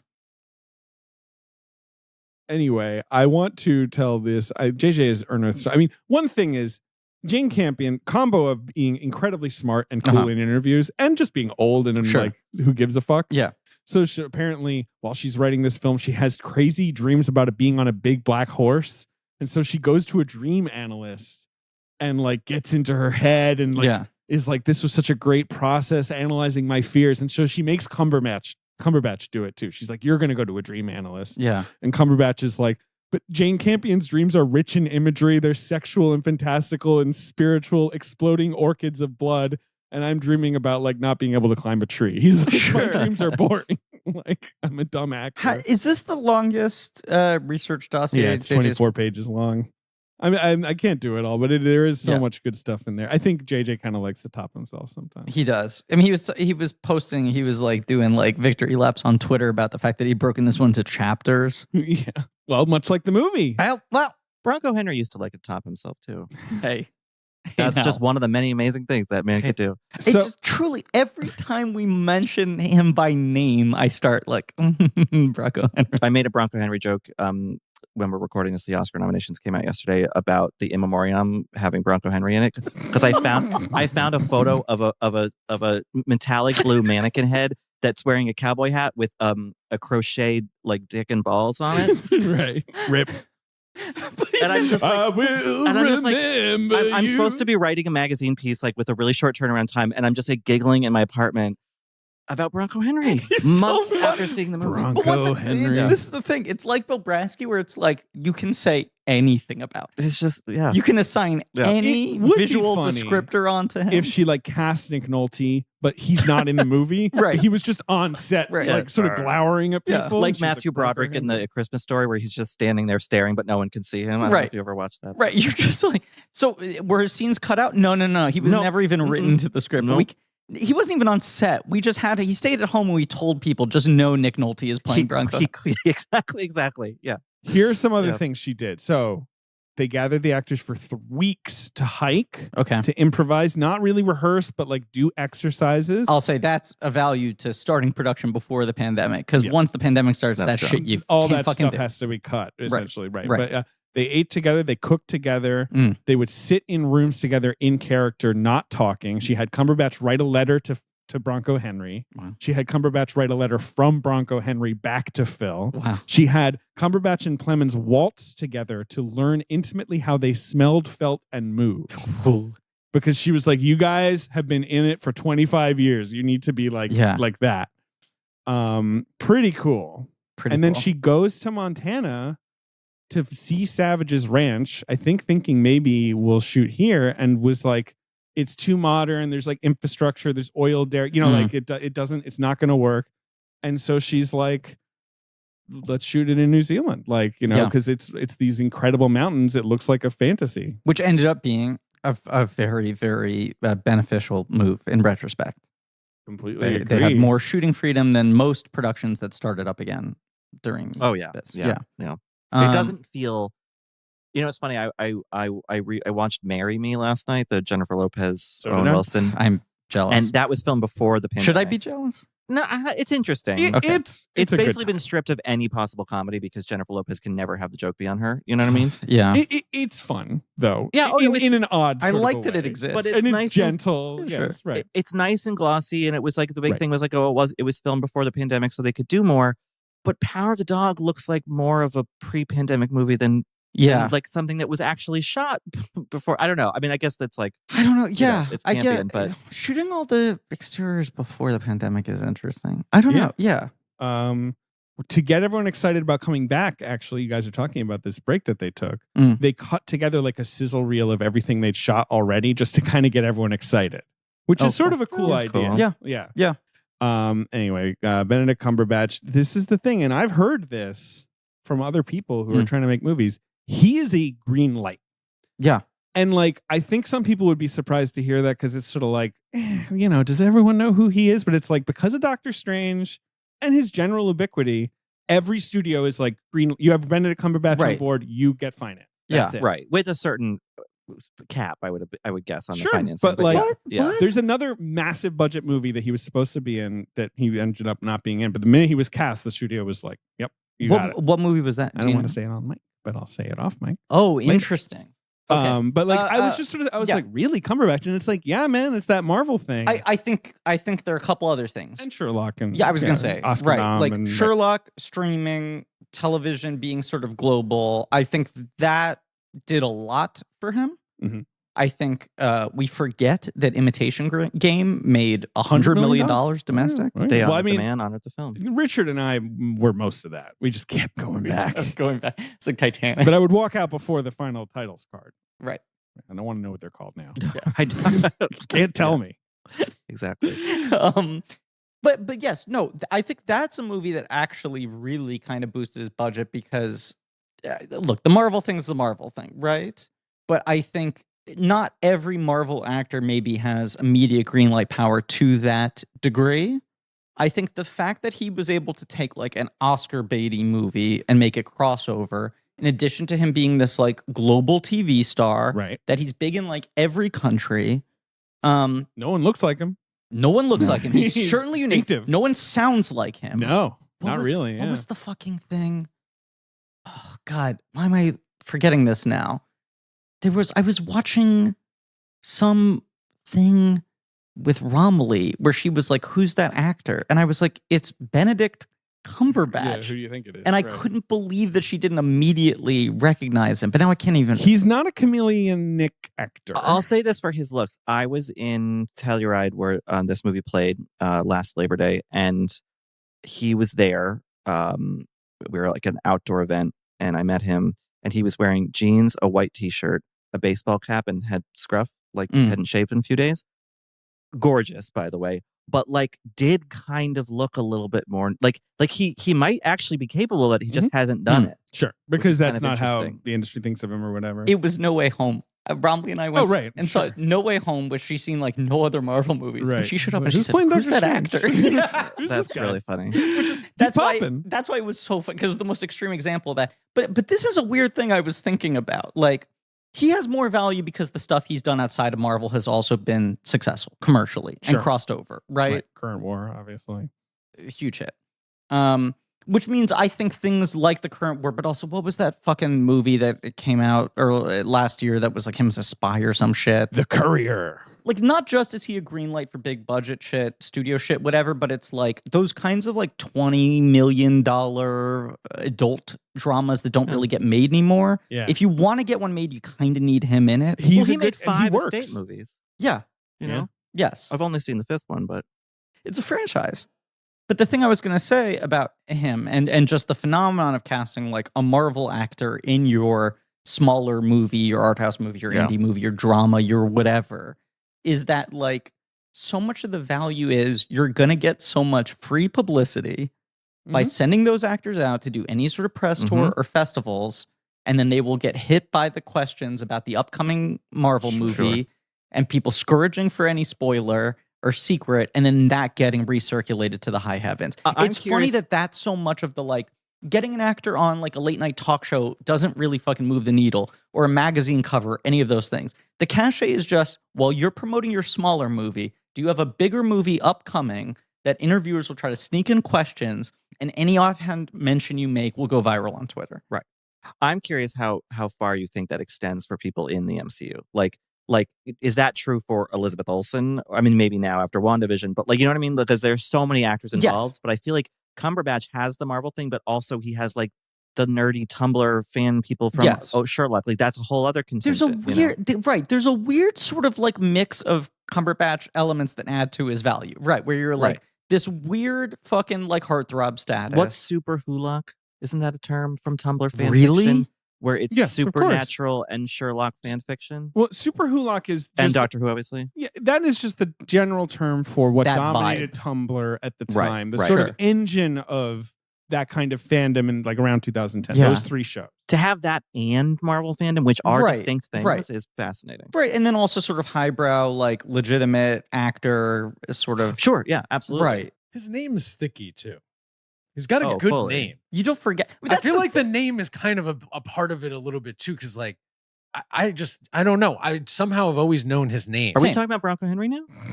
Yeah, But this is also when my Yeah. fucking sister turns to me and goes, "Who's that actor?" I had this moment of glee where I'm like, I get to now say Benedict Cumberbatch. You know, like there's nothing. There's the funniest punchline. It's like saying the aristocrats or something. You know, where you're just like, I almost said aristocrats. I mentioned how methody he was, and he was Phil on set and all Sure. that. He said that he refused to wash for a while to try and then he was so stinky that you like couldn't take him anywhere. This is Like, one of those movies where you feel like you can smell it. Yeah. he's pretty like when Clemens tells him to take a bath, and then he's kind of like, you cut to the like back to Phil just seething. You're like, God, he must It is stink. really interesting to watch someone of Cumberbatch's stature, like in terms of like he's a big franchise actor, Mhm. he's a respected, like the British thespian kind of guy. Sure. To just do a role like this that is just routinely so embarrassing. Yes. Like it's not like the actual Marlboro Man tough guy. It's that's embarrassing approximation of it. And it's just like I think that's really brave in a way. Like there aren't a lot of marquee movie stars who would be willing to do that. No, and who are unique enough in their whole energy, their look, their demeanor, what have you, that them doing these things has its own unique power. You know what I'm saying? Yeah, totally. Like I think Chris Evans is somewhat underrated as an actor, Mm-hmm. but he is such a Ken doll. Yeah. That it's like it's not as sort of fascinating as it is watching Benedict Cumberbatch put a beard and a cowboy hat on and then dance around with a bandana and like, you know? Right, exactly. Yeah, because I think with Evans, it would be like, oh, he's doing dress up, but whatever. Right, Like, right. But here, there's actually like, I don't know, there's something different happening, something more happening. Yes, and it is. He seems very unafraid to do things that other actors could find embarrassing, and in a poorly executed movie would become like the shit of fucking Twitter legend. Like it would just be like. Right, like how many everyone would joke about this fucking scene. Can you imagine what he does? Right, like how many big what few like bankable movie stars are left would like do like the tough cowboy role where people keep talking about how much he smells and it's like pathetic. Right, Like, that's right. That's not common. Like Smelling mean. Like there's no ego involved there, which is not necessarily a quality that I would have put on him before seeing this movie. Great Plemons quote here. Apparently, at one point, he's in character. He called Plemons Big Boy instead of Fatso, which I think Fatso was in the script. Yeah. And Plemons was like, that really got under my skin. I feel like a few people in my life have been like, hey, big boy. And I was like, God damn it, what the fuck? So like, I like that Plemons admits that like that little tweak he does was like found its way through the armor or whatever. Yeah. It just seems like he's really good at playing someone who can look at you and kind of figure out what your vulnerability is. Because that's what Phil is good at. Yeah. That's his intelligence. He's a catty old queen. He is. He's a neat fucking roommate. As Fran, former guest for Best Future Guest, said, like, this is a movie about having a bad roommate. Yeah. This is also Sarah Violet Bliss, past a future guest. Did our Sweetie episode, hadn't seen Power of the Dog yet, watched it about a week or two after we recorded, and texted me and said, like, there are a lot of similarities between that and Sweetie, right? Like they're both sort of like bad roommate family member comes in, disrupts the balance of the house. Yes, right. 100%. And just that simmering tension of just like the alliances shifting, what's going to go wrong here? Like knowing there's some tragic end coming. It's fascinating. It's fascinating. But that's a Cumberbatch value you get in this movie, which is few actors project intelligence more consistently than him. Right. And it's something about it is annoying. Like the kind of intelligence that could craft a Turing machine. But something like this, you just go like, when he's at the beginning, he's just sort of playing tough ranch or whatever. You're like, he's too smart and intellectual for this. And then once you start to realize that scene where they like, who is it? Carradine, the governor, says Carradine. Like, I heard your brother, he studied the classics. Right, yeah. And you're just like, the first time watching, I was like, who are they talking about? Exactly. Right. Like, what? Exactly. Like, it really is. Right. And then from that moment on, you're just like, oh, it's all a chess game for him. He actually is paying attention to everything that's going on. That's what's so brilliant about the directly sort of chronological approach to the fact that George is not one to drop exposition, Jesse Plemons. Yes. Right. So, like when someone says something like that to him, you're genuinely surprised. Right. Like about his brother. You're like, Phil's his brother. Phil's like a mean old rancher. Bronco Henry's apprentice. Like, wait, what do you mean he went to Yale? Stuff like that. Like the way she layers in exposition without it ever feeling that way, or layers in new dimensions. To the same thing with creepy little Kodi. Peter is his we got to talk more about when Kodi. he gets the bunny. Yeah, and I'm like, right, because this is like a sweet, sensitive kid, and then like pretty much the next scene is him dissecting the bunny. Yeah. And Thomas and Mackenzie is like horrified. Right. And I'm horrified, but then I'm also like, the kid lives on a... Why am I horrified by this? Like, he lives on a ranch. Like, animals are being killed every day. I don't know why this is upsetting me. And isn't he a medical student? Like, Right, he wants to be... But then there is something about the precision of what he's doing that you're like, this is kind of unsettling that he knew exactly how to do this. And let his mom bond with it. Yes. And then did it, knowing he was going to do it all the while. Right. Yeah. And that whole scene is so good, too, where he comes in and she's in bed. He hides the bottle under the pillow. Yeah, there was someone I was talking to, I can't remember who, and I'm not putting them on blast, and I also just can't remember who it was. I'm sorry? Bronco Henry? The best talker there ever was. Did I ever tell you about the time I talked to Bronco He talked Henry? right off and on. He would come back on He here. talked a horse dead once. Hold on one His second. way through a mountain. Yes, what happened? Deadline saying that Spotify just signed a $200 million deal with Bronco Henry. Oh, He's no. going to take over podcasting. Rogan is running for the hills. Complete creative control, no censorship. Bronco Henry. You know, Bronco Henry invented the phrase "lock the gates." It was just stolen from him because he didn't have a podcast until now. Right. Marin, He was just- when yeah. Marin bathes himself in the lake, Yeah. he'll draw Henry's handkerchief The over mic his cord. face. Yep. Bronco Henry was the best at locking gates I ever saw, though. No one could lock a gate like Bronco Henry. Come on, blank check Um, mark Marin. The thing I was going to say, someone I was talking to was like, I was a little confused by the Dunst character because it feels like she's got her shit together, and then like the presence of Cumberbatch just like completely unravels her, right? Right. And I think watching it a second time, I think this movie uses sort of like ellipses and jumps in time very interestingly. Yep. Which is a thing I think she does in a lot of her work. Right. Where you suddenly are like, wait, has a day passed or 6 months? Right. Yeah. Weird, In the way that like most of the Clemens Dunst courtship happens off screen, we see these two kind of very quiet moments. He mentions offhandedly that they've gotten married.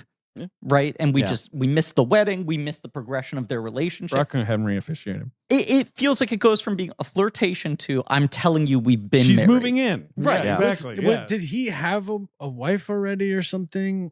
No, he's been I think- too busy being I think he was a rancher perpetual man. bachelor, Right. and without going to He's like a deep sad into, sack. He's like a personal- Marty. I have older family members, one of whom is no longer alive, for whom that was true, and I think one of them was kind of a closet case, and the other one married late in life, Right. Mhm. and it destroyed the other brother. Right, because who- that Sure. that and was the because, partnership. The brothers. Phil's right. assumption is, well, he's what, like my brother's like late. I mean, in 1925, like late 30s and not Yeah. married. Like I'm in the clear. He's And never a getting married. fatso, quote Yeah. unquote. Yeah. Right. And then But you the have success is Yeah. what causes him to be attractive in a way, right? Like the success they built up with this, Right. Yeah. You know. And then you have the devastating line that Phil doesn't hear, but probably feels it anyway, when Clemens says to Rose, "It's so good to not be alone anymore." It's Right. But Such a you good have line. your brother, Yeah. but he Yeah. doesn't think of him that way. you Well, know? it's also that like fucking Phil is like negging him all the time. Like Phil is just Yeah. And constantly he's like the worst party guest. Like right, they go mocking to the him, treating you him know, like shit. yeah. And like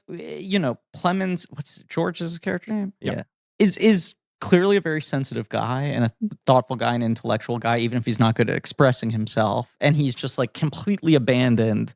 It's like Phil playing this like mind game, and then he's surrounded by a bunch of boys. Like the other fucking cowboys in the group are just like young, Yeah. boyish hooligans, And very right? cleverly painted as that. There is that one scene where George walks into the barn and Phil is like doing some rope or some saddle shit with one of the cowboys whose name we don't know. And there's a look that it passes between them where he's like, again, Right, I don't know if that's necessarily supposed to be happening, right. but like George knows he is fully not of that. Like that, Right. that's Phil's business and his company. And But they're yeah. not right. They're not company for him, and his relationship with Phil is like this business agreement, Yeah. and the familial ties.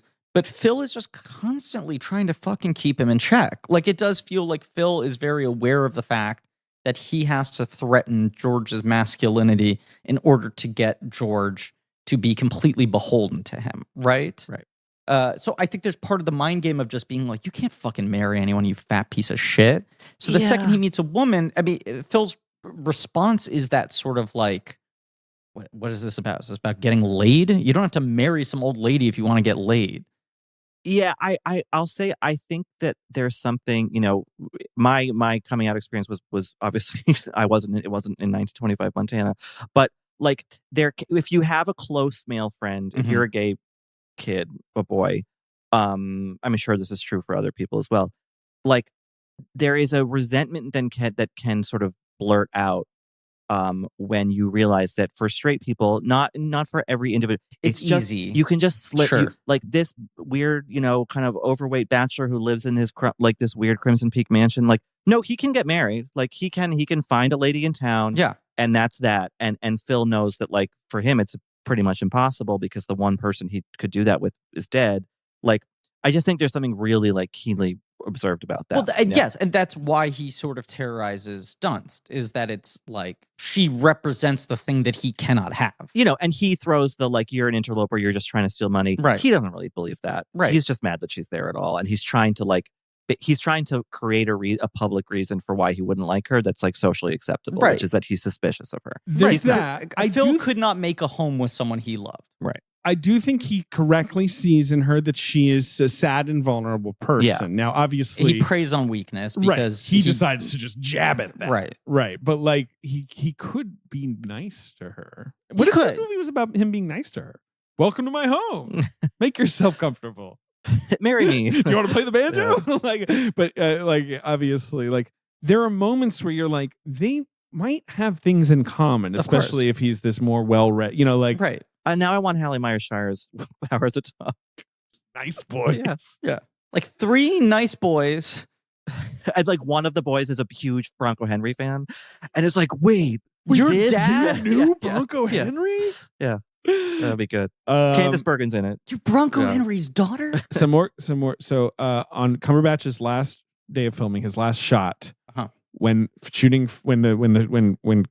called cut, the lights came on, the cast and crew all popped champagne and started playing Jeff Buckley's Hallelujah because they were so happy that he would not be in character anymore. They were basically like saying goodbye to Phil and saying hello to Benedict. Benedict Cumberbatch said he was very embarrassed. Another thing about Dunst, she would sit in silence for hours before filming because she's like, Rose can't vocalize how she feels. And I wanted to like get in that mind. Her performance is really good. Yeah. Okay. So to circle back, I would say gets better every time I see it, and I liked it a lot. I mean, look, watching this a second time, my thought was, I can't wait to watch this a third time because it's clearly a movie that's just going to keep unfolding, and there's so much in every single scene. But also a weirdly very watchable movie for a movie that's quite serious and dramatic and sad. Yeah. Like every time I throw it on, I'm like, hell yeah, this scene's coming thing up. Where she just identifies some weird energy in every scene that's not what you expect, and you can't quite put your finger on whether it's a performance thing or whatever it is. But this not straw person, a friend of mine who said the thing about the Dunst performance, right? I'm like, through the ellipses of time, we don't know to what degree he's actually fucking with her, right? Right. So, like, I'm not saying there are worse things off screen that we're not seeing, but the pervasiveness of it is perhaps only reflected to us in a couple key moments. Right. Where it's like the banjo thing is just sort of like weird and eerie and certainly annoying. And I think to some people, they go like, well, and then she starts like binge drinking the next day. And it's like, we are left to infer whether that has happened for 30 consecutive nights. Right. Yeah. And also could be the kid's whole school year. It could be a long time. Exactly. Right. He's gone for a long ass time. And she is just a fragile person in general. She's a vulnerable person in general. The fact that Kodi Smit-McPhee pushes the bottle away shows you this is a thing she's had a pattern of doing in the past. She is a widow. Like there are just, she is together at the beginning of the film, but when you're watching it a second time, you are aware of the fact that she is like made out of porcelain. Like she is just so delicate. I think that's one reason Phil resents her so much because he sees himself in that, right? He's lashing out of vulnerability. Because that great monologue he has near the end after she's given away the hides, where he's like, she was drunk, pie-eyed. Like he's like screaming. You're like, this is really an intense reaction to something that's not a big deal. She's the worst combination that she represents the sort of happy domestic life that he could never live himself, right? That his brother has access to and it's quote unquote easy. And B, she's just like an open wound. Right. Yeah, and I think both of those things like, are threats to him. Chill. You're not supposed to. You're supposed to lock it all away. Right. Yeah. When he first meets her, there are little moments where she is showing tendernesses toward her fey, strange son. Right. With a scowl on her face, taking the flowers back off the table after he lights a cigarette with one, and she's clearly supportive of him having him come to the ranch. And I think that like he's envious of that kind of attentive care from a mother figure that he probably we can glean from his relationship with his mother that we doesn't have. And she represents care in a way that he's never felt. And yet, over the course of the movie, she starts to fall apart and starts kind of facing the wrong direction. I mean, she thinks that Phil is going to turn her son into this like hardened asshole, but actually they're sharing something much deeper and unspoken that she doesn't really understand. And I think that Phil kind of sees that as her pie-eyed and whatever fucked up. That like this woman he thought from a distance maybe actually was like one of the good ones. No, she's just as clueless as the rest. But I think there's another aspect too, which is that to some degree, everything in his life is so aggressively constructed and weaponized, right? That like whatever jealousy he feels of the fact that Kodi is being treated with a sensitivity that he could not get from his mother as a child, that perhaps is also a sign of a world slowly becoming more and more modern, and that resentment. There is also the fact that I think, and this is indicated by the fact that he, like, after mocking the kid so thoroughly, when he gets an opening, decides to so completely take him under his wing and be like, I'm going to fucking teach you how to be a man. Where I think he thinks it's almost a little bit irresponsible that Dunst isn't like slapping in the back of the head and going like, toughen up. Oh, right. You're going to parade this kid in front of all these cowboys? You can't do that. If she's not going to help you, I'm going to help. Right. He's bragging about his paper flowers to them, like basically. Yeah. How fucking and horrifies. the shock on or the sort of sense of shock you feel in the scene where he's like, "Oh no, sir, I made them," like, and it's like, Jesus, kid, what are you doing? You can maybe do this in New Haven, but like, not here. What do you guys think of Kodi Smit-McPhee as Peter? The fourth performance. We haven't talked about it much yet. Okay, so just parallel for a second because we didn't talk about it in the episode, and I can't believe we didn't talk about it because I think it's one of the masterstrokes of that movie. But Bright Star has the end credit sequence where you just have Wishaw reading Keats' poems. Absolutely. Over the titles, which is just like an incredible thing I feel like I haven't seen movies do ASMR before. practically. Yeah. Right? You're just tingling. But also you're so used to end credit sequences having just like the score playing. And bloopers. I expected bloopers. Bright Star to have some bloopers. I was a little upset that it didn't, actually. Right. Yeah. Or if characters are talking in the end credits, it's usually in a jokey way like that. To, in a drama, have a character's voice stay with you in the end credits is interesting. She comes in, the bonnet's on the wrong way around. This movie has the opposite thing, which is it doesn't have a narrator, but just this opening passage over the opening credits. You have his voice disassociated, and then you enter into the film. And like, I'd completely forgotten that was the opening. The first time I watched it, I did not clock. And then, as you say, the second time you watch it, you're like, oh shit. I didn't realize the movie started with saying, I'm going to kill someone to protect my mother. Right. Yeah. It's like so upfront. But then, one of the first, you see the guys and they're fucking wrestling, whatever. And then one of the first images you see after sort of just like Western tough guy miscellanea is the hyper close up of the flower. This like amazing artistry. It's like impressive. It's so cool. Right. Yeah. And then once you cut out wide to this kid, you're like, he doesn't stand a fucking chance, right? Especially because Kodi Smit-McPhee is this sort of thin, odd, kind of angular, and he worked, I think, with like a coach. Just he's sort of stooped over a little bit. He's got like sort of a funny posture, Ichabod Crane kind of. He's got the lisp, obviously. Yeah, absolutely. You are being a bit of a Phil Burbank, where you're like, don't say that in front of Phil Burbank. I barely met this guy, but I know you shouldn't be talking about flowers in front of him. He's wine drips. Tall. He's so like he looks like Beaker from the Muppets. Like he's just a line. Have you seen Young Slow West? No. Oh, yeah, it's great. I feel like most people haven't. Richard has. Yeah. And I kept bringing it up to people where I'm like, he gives a fairly similar performance in that movie, but no one saw it. It's a really good little movie. It is a good movie. I recommend it. But I think, the discomfort you feel about, or the sort of frustration you feel watching this kid just talk to people in a way that that he really should not be, for his own safety or whatever. It's like, I probably do it less now that I'm, a full adult, but like when you're growing up and you have, a more effeminate voice or whatever, like you do learn to code switch a little bit. And I find myself, if I'm going to buy Jewel pods at the little smoke shop down the street from my apartment, hey, can I get a whatever? That's not actually what it is.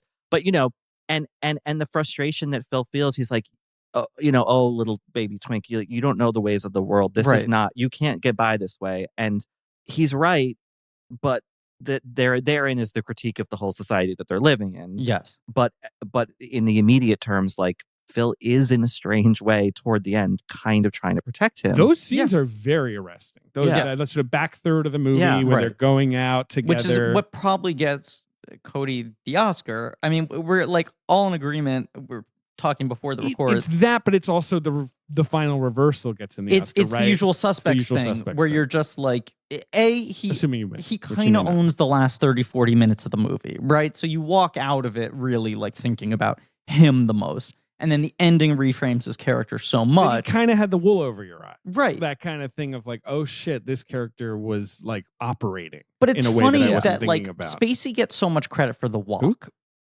Kevin Spacey. Will you let me be frank for 1 minute? Can I be frank for 1 minute on He the shouldn't podcast? get any credit for The Walk. Robert Zemeckis directed that movie. I'm sorry. He shouldn't get any credit for The Walk. Robert Zemeckis directed that movie. It's what I said. I'm going to flip you Not proud of one it. comment. You taking the 5, you Yeah. tear off the strip. Tunk. The Walk at the end of The Usual Right. Suspects. That he it has turns the out- scene Yeah. with the reveal where you watch this physical transformation. And I think people overstate the fucking that moment as an actor where it's like, oh, the whole guy, you realize the whole time. It's the fucking hammer blow of that moment, right? Yeah. Kodi doesn't even have a scene like that. No. It's really just that, like, your perception of him changes, and there's no you scene where then he does his fucking monologue, But you or you start see him have a thinking totally about different demeanor. You Everything replay. he was doing in the movie. That's what's fascinating about him now becoming this Oscar frontrunner.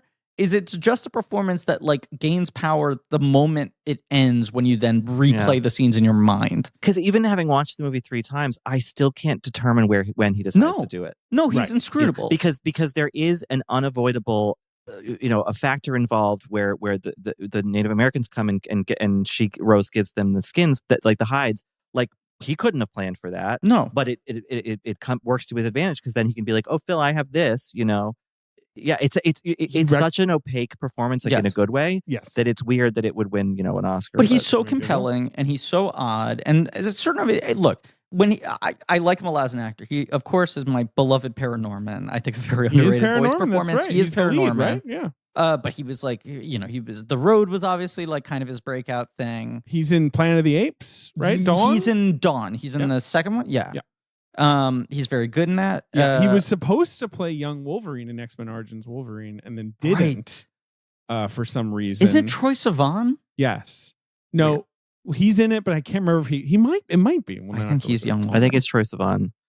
Do you right. think Asa Butterfield is like just torn up about all this? Absolutely fucking so. Well, Right. Asa Butterfield was trying to stretch himself to Kodi. Yeah. He did try to kill Benedict Cumberbatch just to Yes, prove it. Troye Sivan. You're absolutely. Wow. And of course, eventually that means he can play Nightcrawler. Is what it is. right. Right. You know, right. it means Which I thought he was a very good Nightcrawler. And I thought he Nightcrawler, was- one of my favorite characters. I love Yeah. Nightcrawler, and I thought the thing about it is like I had always thought of him more as this kind of a performer. Sure. Odd, kind of Yeah. muted, and in Nightcrawler, I remember him being fairly like jovial and sweet. And That's that's that's the balance of Nightcrawler, which I love, is that he's so self-loathing and uncomfortable, but then he masks it And in then- defensive humor. He's cute in Dolomite Is My Name. He's like one of the Yes. film crew guys in that. But And, I will say this, like, that's a movie where he showed up and I was like, that's what he looks like now? sure. Because it's just physically, he is so striking. He is so odd. And that's a movie where, like, he's very sweet. He plays just sort of like normal, like, positive energy film nerd kid and all of that. But when he shows up in this, you're like, that's a really good way to use the way that guy looks on camera. And as you said, Richard, like, when he is showing so little tact for how to interact with this rowdy group of macho men in the opening of the film, not knowing that he shouldn't brag about the flowers.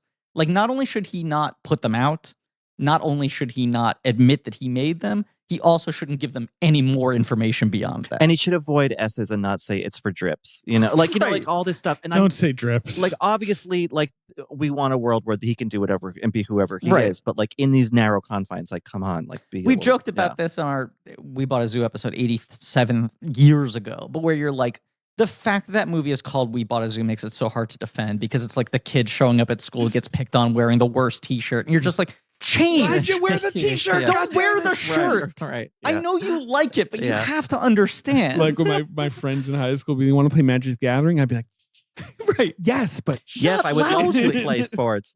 But that's why even watching it second, third times, like I find that the Dunst, Clemens, Cumberbatch performances unfold for me in different ways on a second viewing. Kodi remains totally elusive. And the lack of self-awareness in that opening scene makes it so hard to believe that he can actually be in control of his surroundings at any point in the film. And gauging when that happens is hard. I think you kind of have to at least allow the possibility that like he knows and doesn't care. And when he has that scene much later with Phil where he says that his father called him strong and Phil's like, what?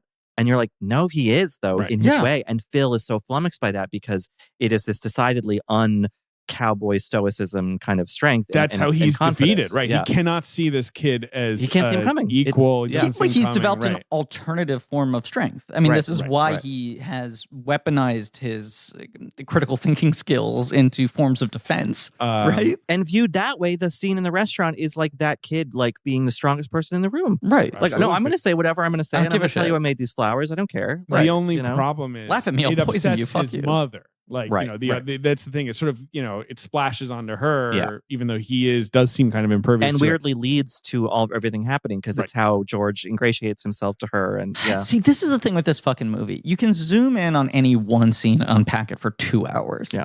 Like just examining the dynamics and trying to understand the intentions of people. The way he uses the comb, how he he'll like drag his thumb across the teeth and it like annoy, and you're like, oh, is this like anxiety? Like, is this like a coping thing for him? Yeah.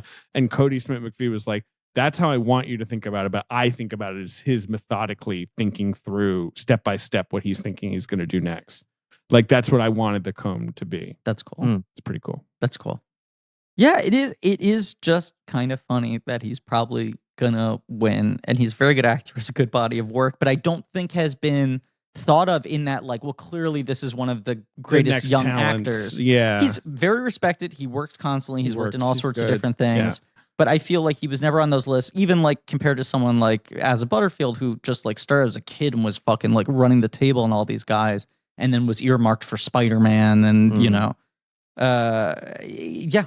it's a very, very fascinating performance. I mean, I wonder where he goes after this. Yeah, because you're like, you want to grab him and just go like, Kodi, whatever you do, don't play a Bond villain. Like, don't don't do the easy things they're gonna lob at you playing villains and don't be some sort of weird nerd mark of a movie's unsettling, like some prestige horror movie. Or if you're gonna do it, do the Domhnall Gleeson thing where you work a lot, so you can balance like it that, but you do other stuff too. Right. Because I feel like that's what Domhnall Gleeson was smart about. He was like, sure, I'll play a villain. I'll play a weirdo. Right. But I'll also play a romantic lead. I'll play Sweetie Pies. I'll play About Time or whatever. Right. Yeah. Yeah. He's in that, right?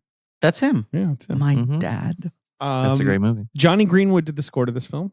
It's incredible. Yeah. Watching this movie with captions, my favorite part is just in brackets, uneasy music over and over again. Now, I mean, I'm not wrong that There Will Be Blood was his first score, right? Like his first movie score. I think you're right. Yeah. And I remember, yes, it was. Apart from that thing, and then he did Encanto, and then this, right? We don't talk about Bronco Henry. We don't talk about Bronco. He talks about us though. But he talks about us better than anyone. I remember. I've never been talked about like that. It is a profound cinema memory for me. I was in the Phoenix Theater, is where I saw There Will Be Blood. And that opening shot of just the landscape and the music's like, and I was just like, the fuck is going on? Is it broken? Just completely squirming in my seat. Yeah. I love his score so much.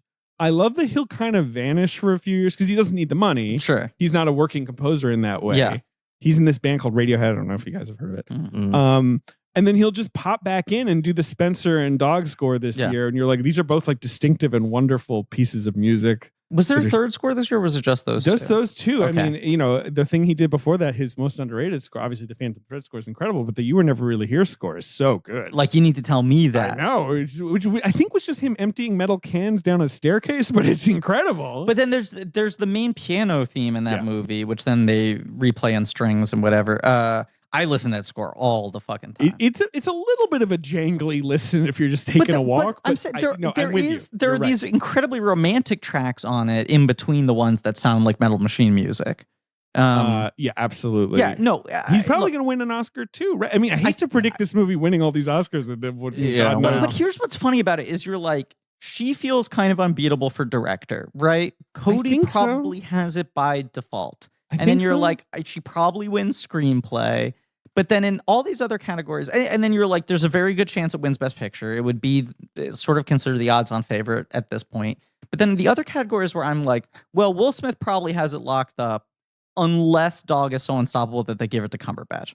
Ariana DeBose probably has it locked up unless Dog is so unstoppable that they give it to Dunst. Like, I also think it's the number 2 in a bunch of categories. Yeah, right. It's a consensus favorite, which is funny because it's a very distinct film. Yeah.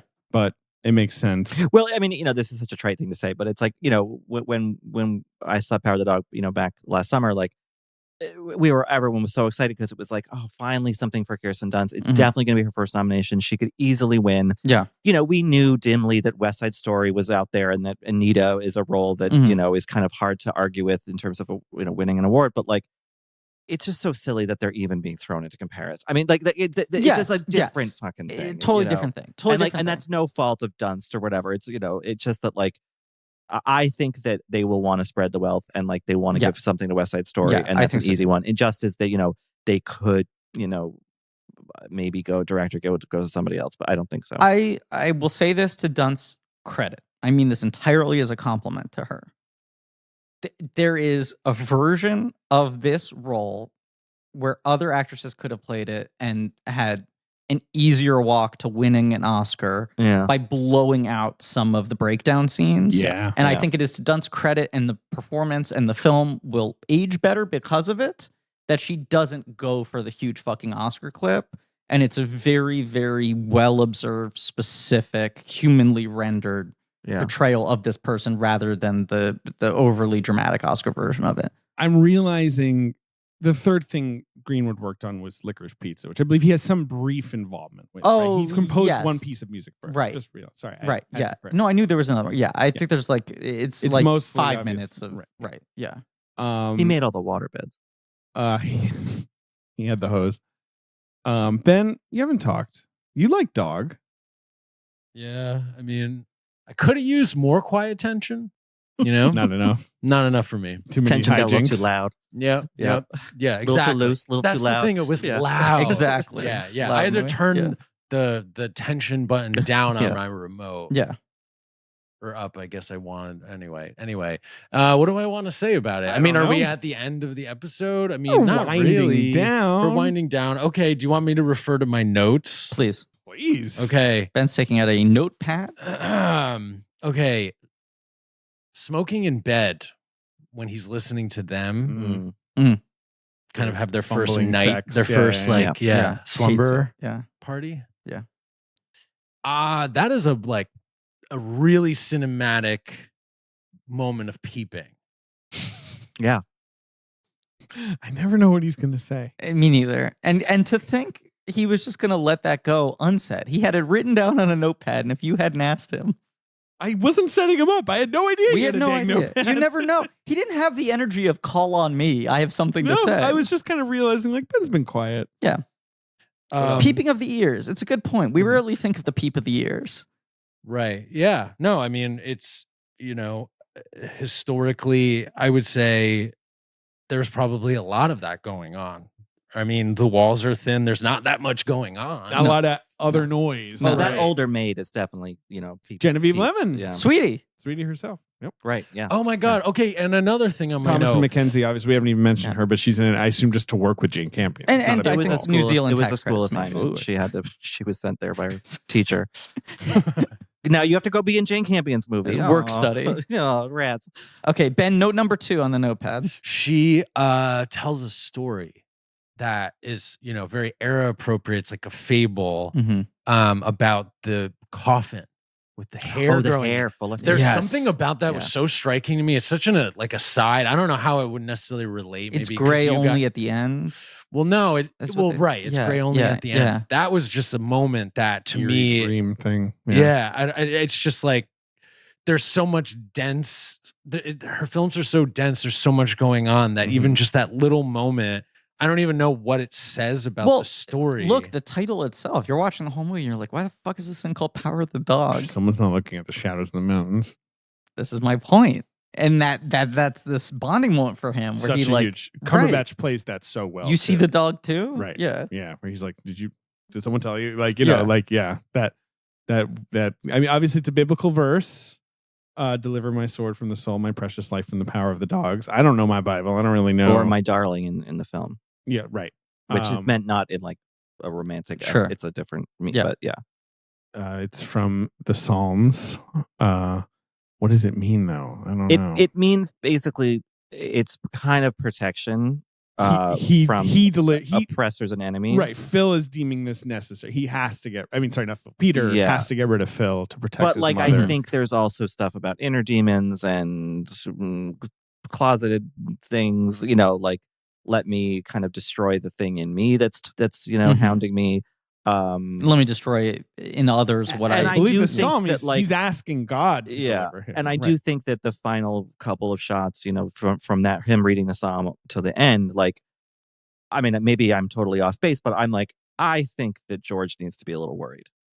I don't know that this kid is done protecting his mother. There's this sort of implication, and he mentions this that in the book. This is not implied, but in the movie, you do kind of have this weird suspicion of like, wait, did he kill his dad too? Like, that which they were like, we intentionally did not want to speak to that, but we also kind of do let it be a thought you might have, right? Like, well, what is this? Yeah, right. Where does this? I don't think that it's like a movie about like the birth of a serial killer. I think it's just that like this kid like maybe has a pretty or too intense read on like protection also, and like slippery slope once you kill one. Right. He got away with the perfect the crime. Yeah. Anthrax. Yeah, nailed it. I think Jane just likes a bone boy. Like from what we've seen with, there's that prominent character on top of the lake. Who's got a lot of wishbones. Bones don't lie. Right. Bones never lie. Bones never lie, sorry. And then, similar with this character, he has a prominent human skull in his room. Another thing I love is that he's such a good draftsman. When he's dissecting the rabbit, I mean, that scene's so fascinating because she's like, I got the carrot, and he's like, leave. And he's not even doing the like, get out. Right. He's just like, you're not going to make it to this. Leave. Yeah. And she's like, I want to give him the carrot. And he's like, he doesn't want the carrot. There's no interest. And then when she walks up, there's no like sort of like you got me. There's no sort of like trying to hide it. Right. There's that weird element of like, why aren't you reacting to me catching you doing this? And then he just very calmly goes back to his drawing of it, which is so well done. Yeah. That's another thing I love is the early glimpse we see of Phil diarying and how good his penmanship is. It's and you're such like a good little clue. Right, because you're just like, that feels weird that this guy would journal. When he writes in the let alone that he would the have guest book at the restaurant. Yes. It says like shitty bourbon or whatever. Right. And it's like, wait, where did he go to finishing school? Right. Like, yeah. Right. Sorry, Ben, you were saying.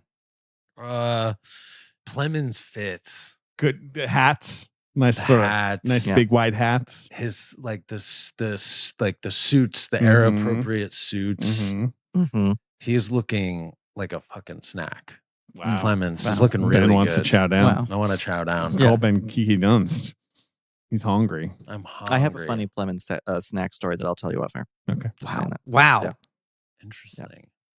Drawing rabbit. I don't know. Okay. Oh, and all right. The handkerchief work. What did we think of it? So obviously we haven't really talked about Phil's stash. It's his muscle magazines. Which Bronco Henry wrote his name on. Yeah. That old son of a bitch. Property of Bronco Henry. I used to be the chief critic for Physique World.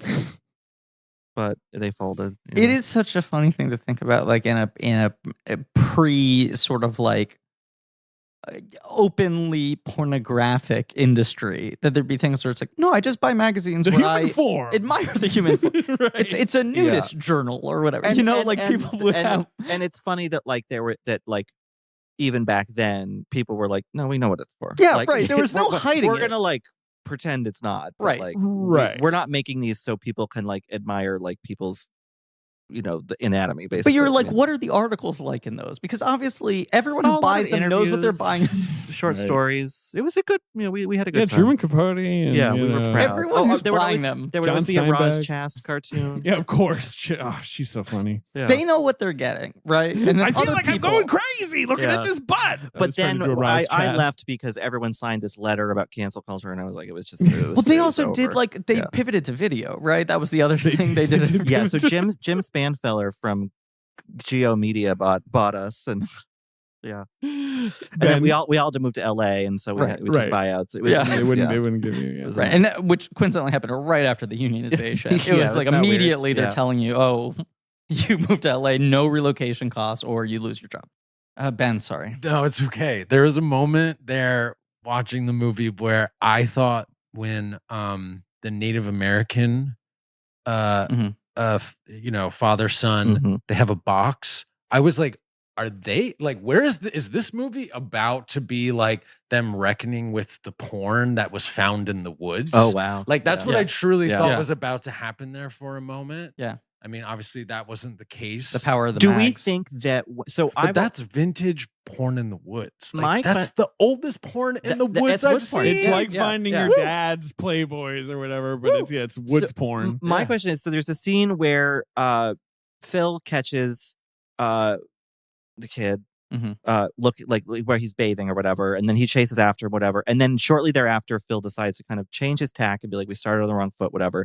Do you think there's any vague thing that like maybe Phil knows that he found the porn? Yes, Phil's afraid because he chases him away, Right. like you said. Like he's afraid he'll in that, like, he would never admit to being afraid that his quote unquote secret will be revealed. Right. But I guess he's just like, maybe I should better stop. to have him close by. Right. And now, don't you think though, if you put porn in the woods, you kind of want someone to find it? Like, isn't that kind of part of it? Well, he's not hiding it very like clearly. Everyone's looking at me, but for it is. some reason. But it is far away. Well, you like have a bag in your apartment with it says woods porn, and it's full, and it's sitting by the door. So okay, you got me. That's isn't true. the principle of the woods porn kind of a take a penny, leave a penny thing? That it's like, if you're of the age that you can buy the porn, you give it back to the woods so that the next generation can it's have like a the lending porn. library. Yeah. right. Yeah. Like right. But it's one reason he's so dirty. Like when he's going out to that lake, he's like letting off the pressure valve, right? Like so, like it's like sort of a special place for him. He can't go there that often. Yeah, this is my parents are gone for the day. right. Kind of, yeah. And those bathing scenes are so again, the first time you're watching it, you're like, what should I be looking for here? You know what I mean? Well, And some of pecker. those, I mean, the first time I was watching, I heard about the ding-a-ling, pecker, and I didn't catch it this time. I was eagle-eyed. It It like flaps up. It does flap up. He scrubs, and it does a flap up to the belly button almost. Yeah, no, you're not wrong that is what Benedict Cumberbatch's penis does in the film. But it's also it's also just like right in those scenes where like it's so quiet. Yeah, like this doesn't seem plot centric. Like, why am I seeing him bathe all of a sudden? Well, you're sort of like, is this indulgent, tender? like cinematic poetry sort of shit? Is she just giving me nature shots? Malicky sort of getting in touch with the earth. Rooney Mara discovering carpeting for the first time in Song to Song. Have you ever seen that movie? Yeah. She doesn't know what a window or a rug is, apparently, because she's just like, what is... Yeah, anyway. I want to do Malick. Yeah. We should do him. We should do him. There was a great movie at Sundance called You Won't Be Alone that people are unfavorably comparing to Malick, which I think is unfair, but I think it's a nice homage to him. I like Malick. Anytime a movie is compared to Malick, I'm like, yeah, I'll see that. Sure. That's why you're going to see Dog with me. Yeah. I took my dad to see Jackass, and he was just like flummoxed during the dog trailer. Like every other trailer, he was like, "This looks like the worst thing I've ever seen." He kept on saying that to like 4 consecutive trailers in a row. What did he diss? What's it called? Uncharted. The Dave Grohl movie, Uncharted, of course, nailed it. The Dave Grohl haunted fucking album recording movie, right. Northman. They didn't play Northman. God, I mean, it was like 2 more things like Uncharted that are coming out soon. Lost City, yes. He was very down. I said I think this looks charming. You went, really? Batman, he had no response to. Mm-hmm. But then the dog trailer came up, and he was just like, "What is this dog?" Yeah, it's not even really clear like what it's about. Dog.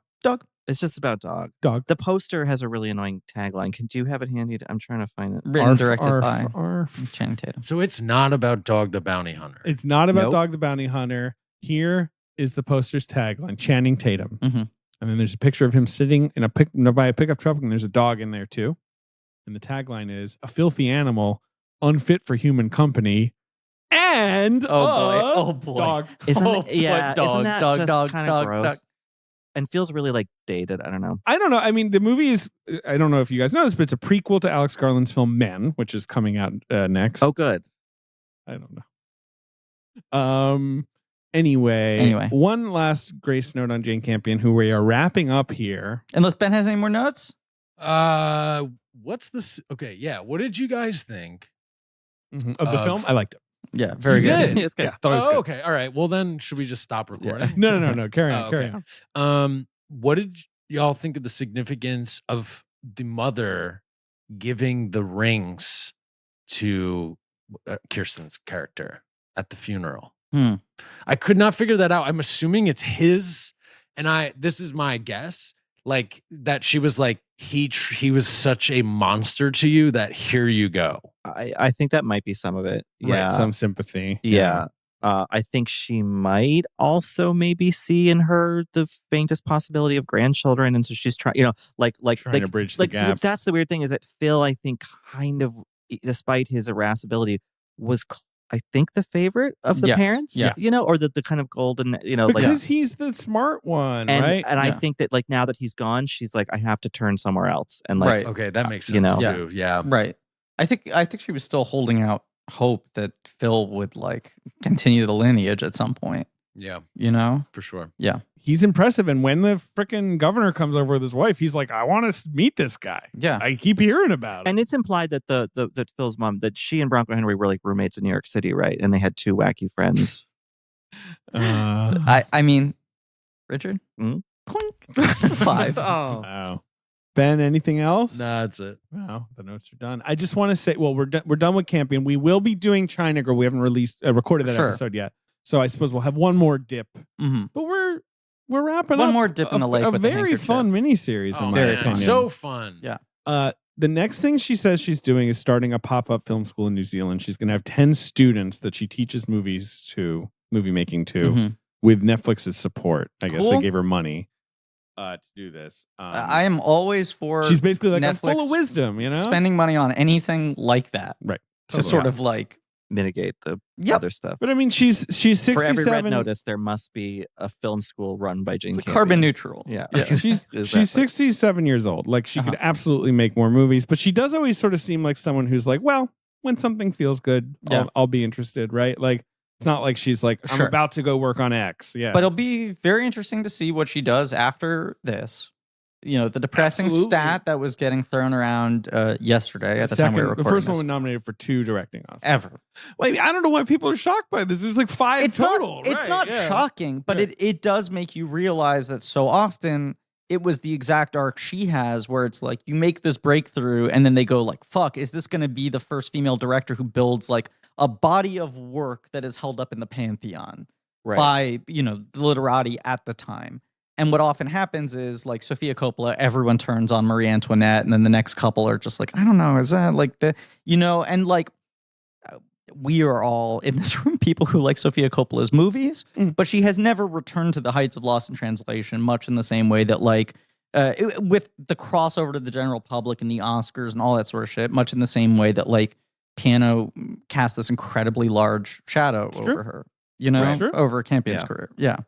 I mean, yeah, and even Bigelow, in this weird sense, post-Oscar, has struggled to like figure out. I mean, Zero Dark 30, you felt like, okay, huge, like, right? And she got it, it, but she didn't get nominated for it. She didn't, I know, which bizarre. was, I mean, that was a weird year. Yeah, and then Affleck Detroit stuff, just too. completely destroyed her. Right, and now she hasn't made a movie in 5 years. And like, she should make another movie. She should. in my opinion. But yes, it's that point. It's like that was the one that was surprising, was Bigelow not getting the Zero Dark 30 nomination, and then I would also say Gerwig not getting the Little Women nomination was a little absurd. Yeah. That was the Bigelow thing that the worm had turned a little bit in terms of like the pushback against the torture stuff. Yeah. That movie, That movie just went became from such a fucking lightning brief rod. favorite to, I feel like, slightly, and obviously it was a box office success, but then it was slightly on the downswing when people were voting. It was a huge hit, but it felt like the controversy around the movie supercharged its box office at the same time as it killed its Oscar chances. Yeah. Because it did feel like there were 2 weeks there where you were like, is this going to win picture director? Well, and Chastain won the Globe. Is Chastain going to win the Yeah. actress? Right. Yeah.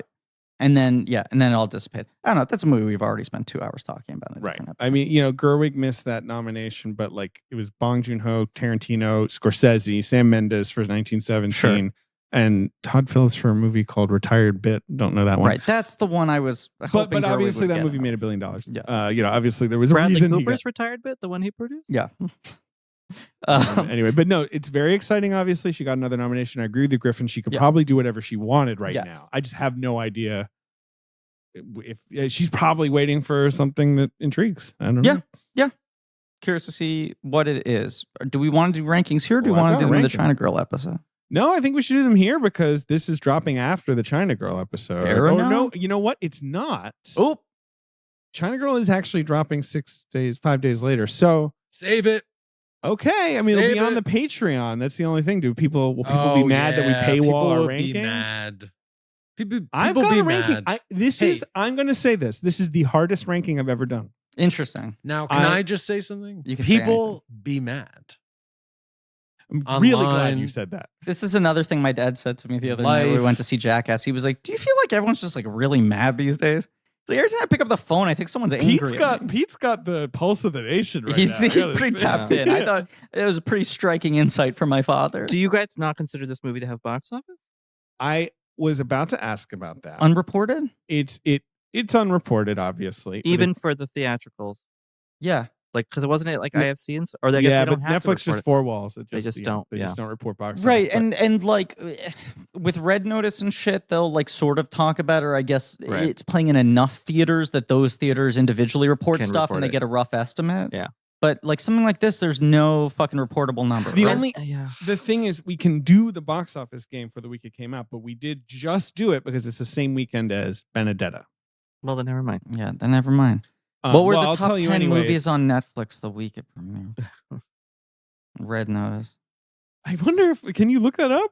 Maybe. Like, is I that don't a- even trust those. No, No, like, I don't Wait, either. you don't think they're being on the level? No, I don't. That's why I'm like, I can tell that Power of the Dog was actually a crossover You can tell hit. when something permeates to Right. When you're surprised by the people who have watched it and the speed at which they watched it, how quickly it caught on. Yeah.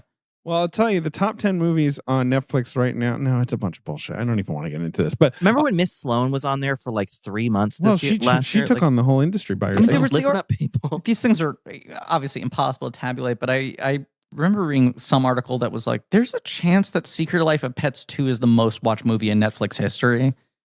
Like, Netflix won't admit it, But like, come on. but there's Well, it's in the way that YouTube, like children's programming, Right. is, you know, videos have 1 billion views. Okay. it's just look- like exactly in the middle, and something So- about the fact that movie kind of underperformed at the box office Yeah. means that everyone waited for Netflix. Yeah, I don't know. According to Flix Patrol, Okay. which I'm not going to investigate how That's significant a this spin-off of Physique World. on December 3rd, 2021, Power of the Dog was the #1 movie on Netflix the day of its release. Richard. I don't even know if it's Richard? called Physique World. It's the same thing. 20. Thank you. Oh, wow. 20. Number 2 was a film you just mentioned, Red Notice. Red Notice. Number 3 was what looks like a French comedy about a millionaire trying to help his spoiled children be better people. Is it film? It's a picture? It's a film. What's it called? Spoiled Brats. Okay. There's also something called Single All the Way. Don't know what Oh, that it's is. gay. With Michael Urie. Christmas movie Oh, that one where Big- it's like he brings his friend home for the holidays and all his to be his family fake boyfriend. are So like, it's why sort isn't of like he your real Happiest boyfriend? Season, but with a boy. No, they know that he's gay, but he doesn't want people to know that he's single and gay, so he brings his platonic gay friend home as his boyfriend. But then that is they figure out pretty soon, and then they set him up with a local guy played by Right. Luke McFarlane, Right. and then he's like perfect on paper, but then the friend is there, and then of course, Maybe Everyone- stop talking about a film you wrote and directed. I'm just saying. look, I'm here to plug things. I mean, I didn't come out here for free. And also, this is a great example of like the blank check in effect, which is like you make the Trolls movies; those are your big popular films, and Yeah. you get to go make your small personal. Was I not product. clear that Single All the Way is all trolls? Number 5 on the Netflix chart Yeah. is, of course, everyone's favorite 2 movie stars in a great Christmas classic. It's Brooke Shields and Carrie Elwes. What's the film called? Jesus Castle for fucking Christmas? Christ! What's it It's called? called- A Castle for Christmas? A Castle for Christmas. Come home to where your dreams begin. I have no idea what this movie's about. Let's see. To escape a scandal, a best-selling author goes to Scotland, where she falls in love with a castle and faces off with the grumpy duke who owns it. Uh-oh. You know, in cartoons, You're not charmed? You know, like in cartoons when there's a bad smell and the flower goes, woo. The recorder's doing that right now. It's just like, woo. I I like like Zoom that- I like recorders that somehow- turned into rubber. and people say Netflix is full of garbage. If you were indexing this episode like on a website and you had to put like, you know, tags or whatever, Yeah. it would be like, you know, Jane Campion, Power of the Dog, Annie Prue, A Castle for Christmas, Single All the Way. All mentioned in one episode. You know what? I realized this is worldwide charts. That's how that Spoiled Brats movie got in there. No, but even still, it's like, look, that is a positive of Netflix. Is it does feel like people are watching international shit. Mm-hmm. That subtitles kind of are no longer a hindrance. That is true, but I will say in America, dubbing, it went Power of the Dog. Okay. Single All the Way was 3. Castle for Christmas was 4. Halle Berry's Bruised was 5. Her boxing film. An that example she of a directed. movie that probably has been underreported in how many people watched it. I would not be surprised if that was like one of the 10 most watched things in the last year on Netflix. Agree. Number 2 was the Eddie Murphy, Martin Lawrence comedy Life. Wow. These weird, like, fucking TBS movies that just like pop. People like, okay. Yeah. Anyway, we should do rankings. Richard, do you want to talk about the third Trolls movie, which is in theaters November 17th, 2023, or should we wait for plugs? I don't think I'm legally allowed to do that. It's about the coronavirus, right? I mean, like, explicitly. Well, I guess you could say that. I mean, so it's kind of an allegory. Me and David Sirota put it together. So it's not explicitly about it, but like it's clear if you like get it, you get it. But like critics are going to hate it because they hate they hate being told the truth. Right. Exactly. It's just a little too blunt for them. Right. Yeah. My ranking, Griffin. Well, actually, what's yours? Do you have one? You do yours first. Well, I think basically the top 4 for me are very close. I don't. Maybe you don't agree. There are 4 movies I adore. Okay. And I have them ranked like this. Number 1, Bright Star. Number 2, The Piano. Number 3, In the Cut. Number 4, Power of the Dog. And if you caught me on another day, I might put them in a different order. Then I would have Sweetie, which I love. Then Angel at My Table. And then I think I go Holy Smoke, Portrait of a Lady. I'm going to put 2 Friends last. Last Friends. Yeah. That's my 9. Okay. And I feel confident about 5 to 9.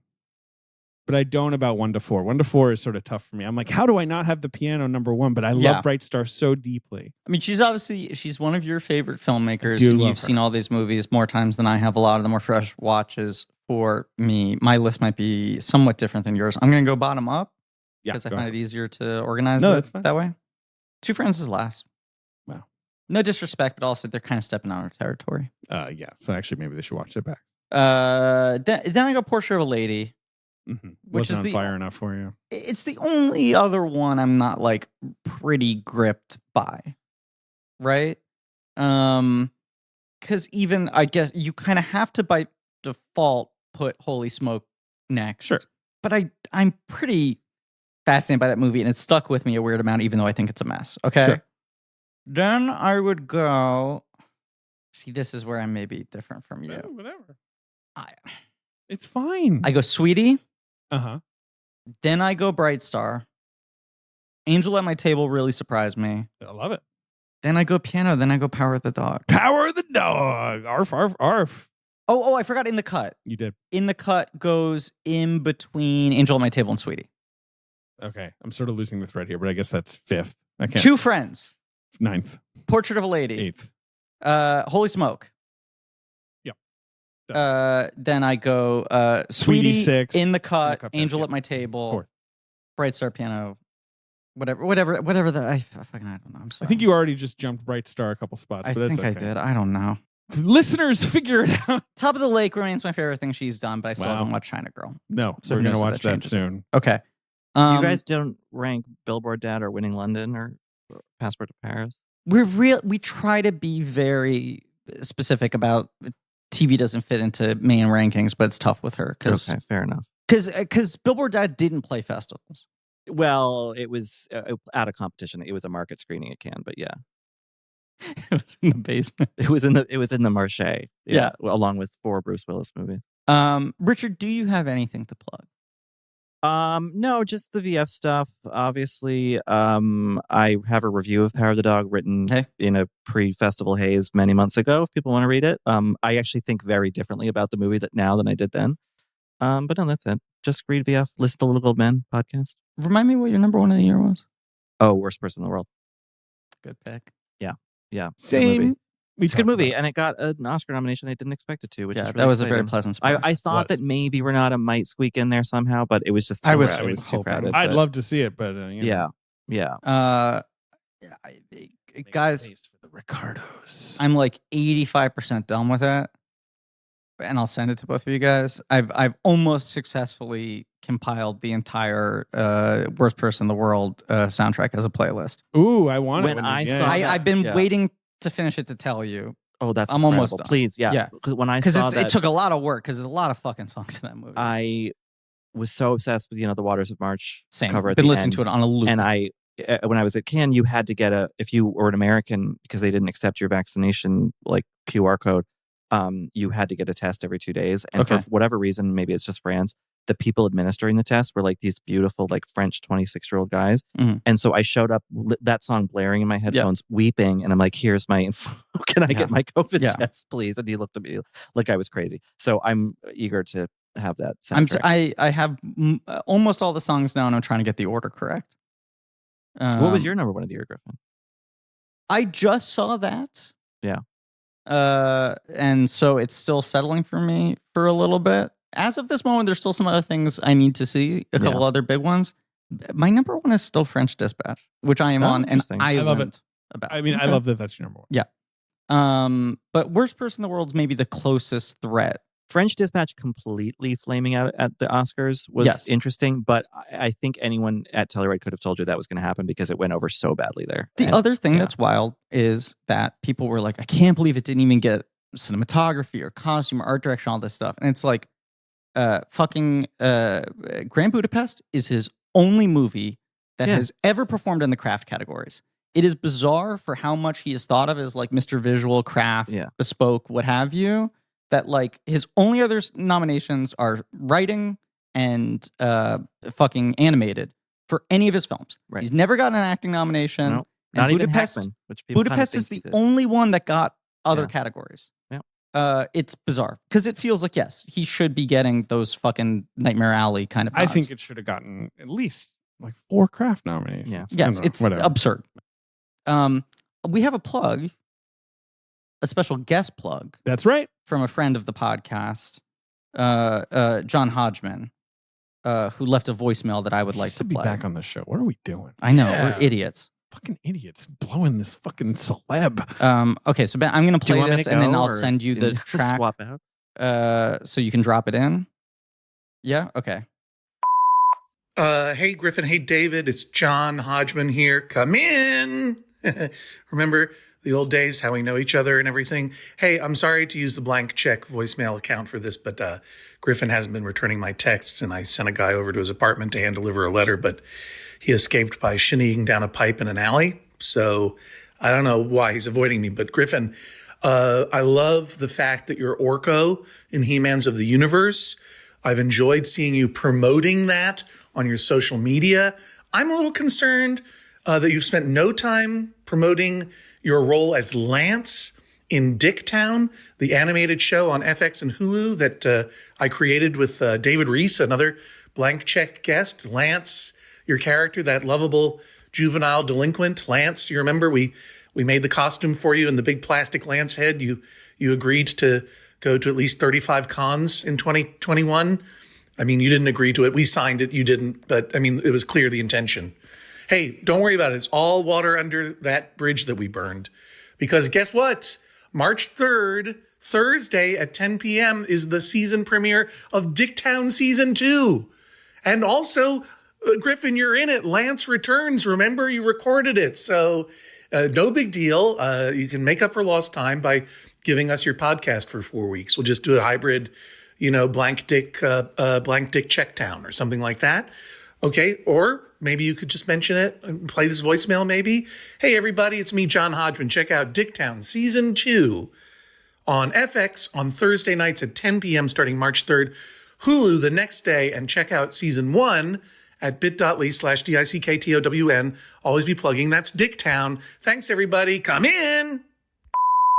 Thank you, Hodgman, for sending that in. I have a slightly different memory of events, but I will say, as sort of a good faith negotiation, I am willing to play the message I just played on air.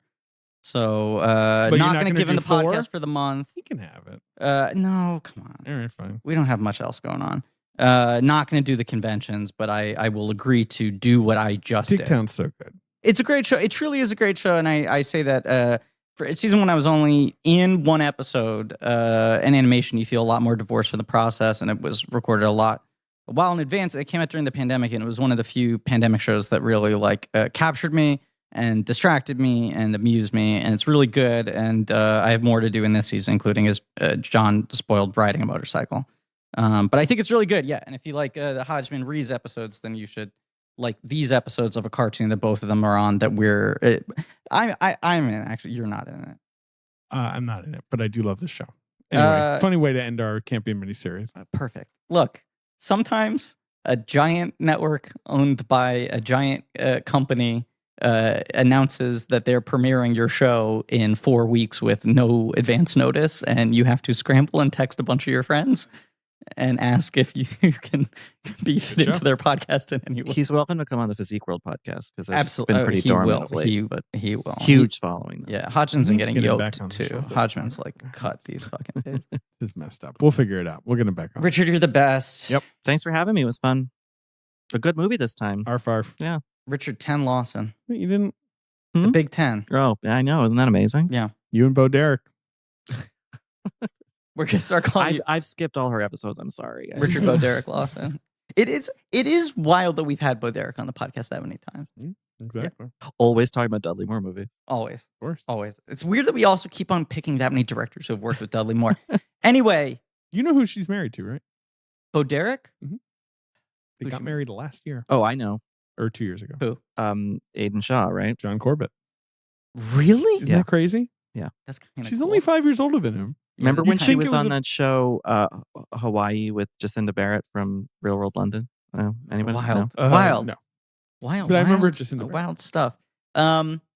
David, tour is a business. We got to announce our next mini series. Fuck. Jesus. I know. No, let's not do it. Let's not do Let's it. just surprise people. This is this thing with final episodes where we forget, oh fuck, we got The next miniseries, some of you have guessed it. many. It was originally planned to be earlier, and The order was flipped. We were always going to This do was these gonna- two directors at the beginning of the year. right. But Campion was going to be the second one, and then his movie got pushed. So Campion was popping so much that we were like, oh shit, we'll just reverse them. The director's name is Sam Raimi. Sam Raimi. He has a new film coming out. the I don't know films if of you've Sam heard of it. Raimi. We've been waiting for him to make a new movie, and he has. Doctor Strange in the Multiverse of Madness, a passion Who's in that? project. We get to talk Cumberbatch again 4 months from now. Yep. We're gonna do Sam Raimi, one of the OGs, one of the on our list from day one. Yeah. I don't know. It's gonna be good. We don't need to Absolutely. preview Sam Raimi, do No, we? we just He made the Spider-Man movie. He has not made another movie in the entire time we've been doing this podcast. So we've been waiting for him to come back. The Oz the Great and Powerful episode is just going to be 3 hours of silence, right? That's right. Okay, Yes, good. respectful. Well, sort of just slight sound of wind in the distance. A cough, but not from you guys, just from outside. It might Yeah. break Ambient. the Witch's record of the least we talk about a movie in an episode on a movie. It might. And then an Jesus. hour and 45 minutes in, Bronco Henry starts talking. Absolutely. I should mention I recently bought Oz on 3D Blu-ray. Damn good, So I I'm guess. pot committed. But yes, excited about Sam Raimi. Got good guests and obviously big movies coming up from that. Next week, the Blanky Awards. That Oh, obviously. my favorite episode. No other A palate matter of cleanser, course. no other Ben's choice. That'll Now, be your buffer. we're yes. jumping straight into Raimi because as it is, our Doctor Strange episode is going to be a couple weeks late from when the movie comes out. So we want Possibly to more. strike yeah. while the iron is lukewarm. Right. Yeah. But that's what's going on here. And also March Madness has just started. We will have messaged about that in other Oh, ways. shit. But if you're That's not a fair already point. paying attention, you can go to our website where there's a new poll up every day. It's off of Twitter, but Marie will be posting those links. Marie Barty will be posting those links every day on our Twitter to our website for the voting, which will not be done on Twitter because Twitter is a hellscape. What? Something's up with Twitter? No good. Very bad. Hmm. Don't do it. I just signed up for Twitter Blue, though. Oh, David. Oh, no. And David's profile That's picture Juliette has just become an Binoche's octagon. Twitter?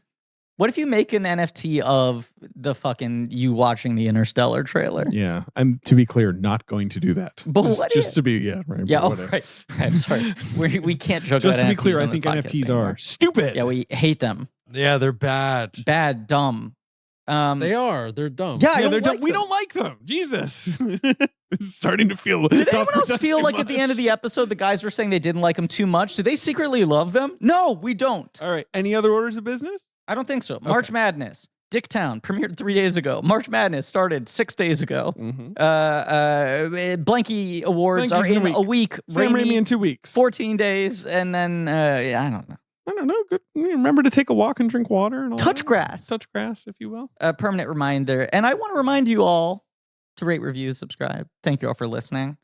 Thank you to Murray Barty for our social media, AJ McKeon and Alex Barron for our editing. Joe Bowen for Joe our Bowen, work. Pat Reynolds for our artwork. JJ Birch, Nick Loriano for our research. Liam Montgomery and the Great American Novel for our theme song. Go to that nifty new Blank Check website for links to our merch, Reddit, and listen to episodes. You can vote on March Madness, all that sort of good stuff. Tune in next week for the Blanky Awards with our friend Joe Reed. And as always, to Bronco Henry.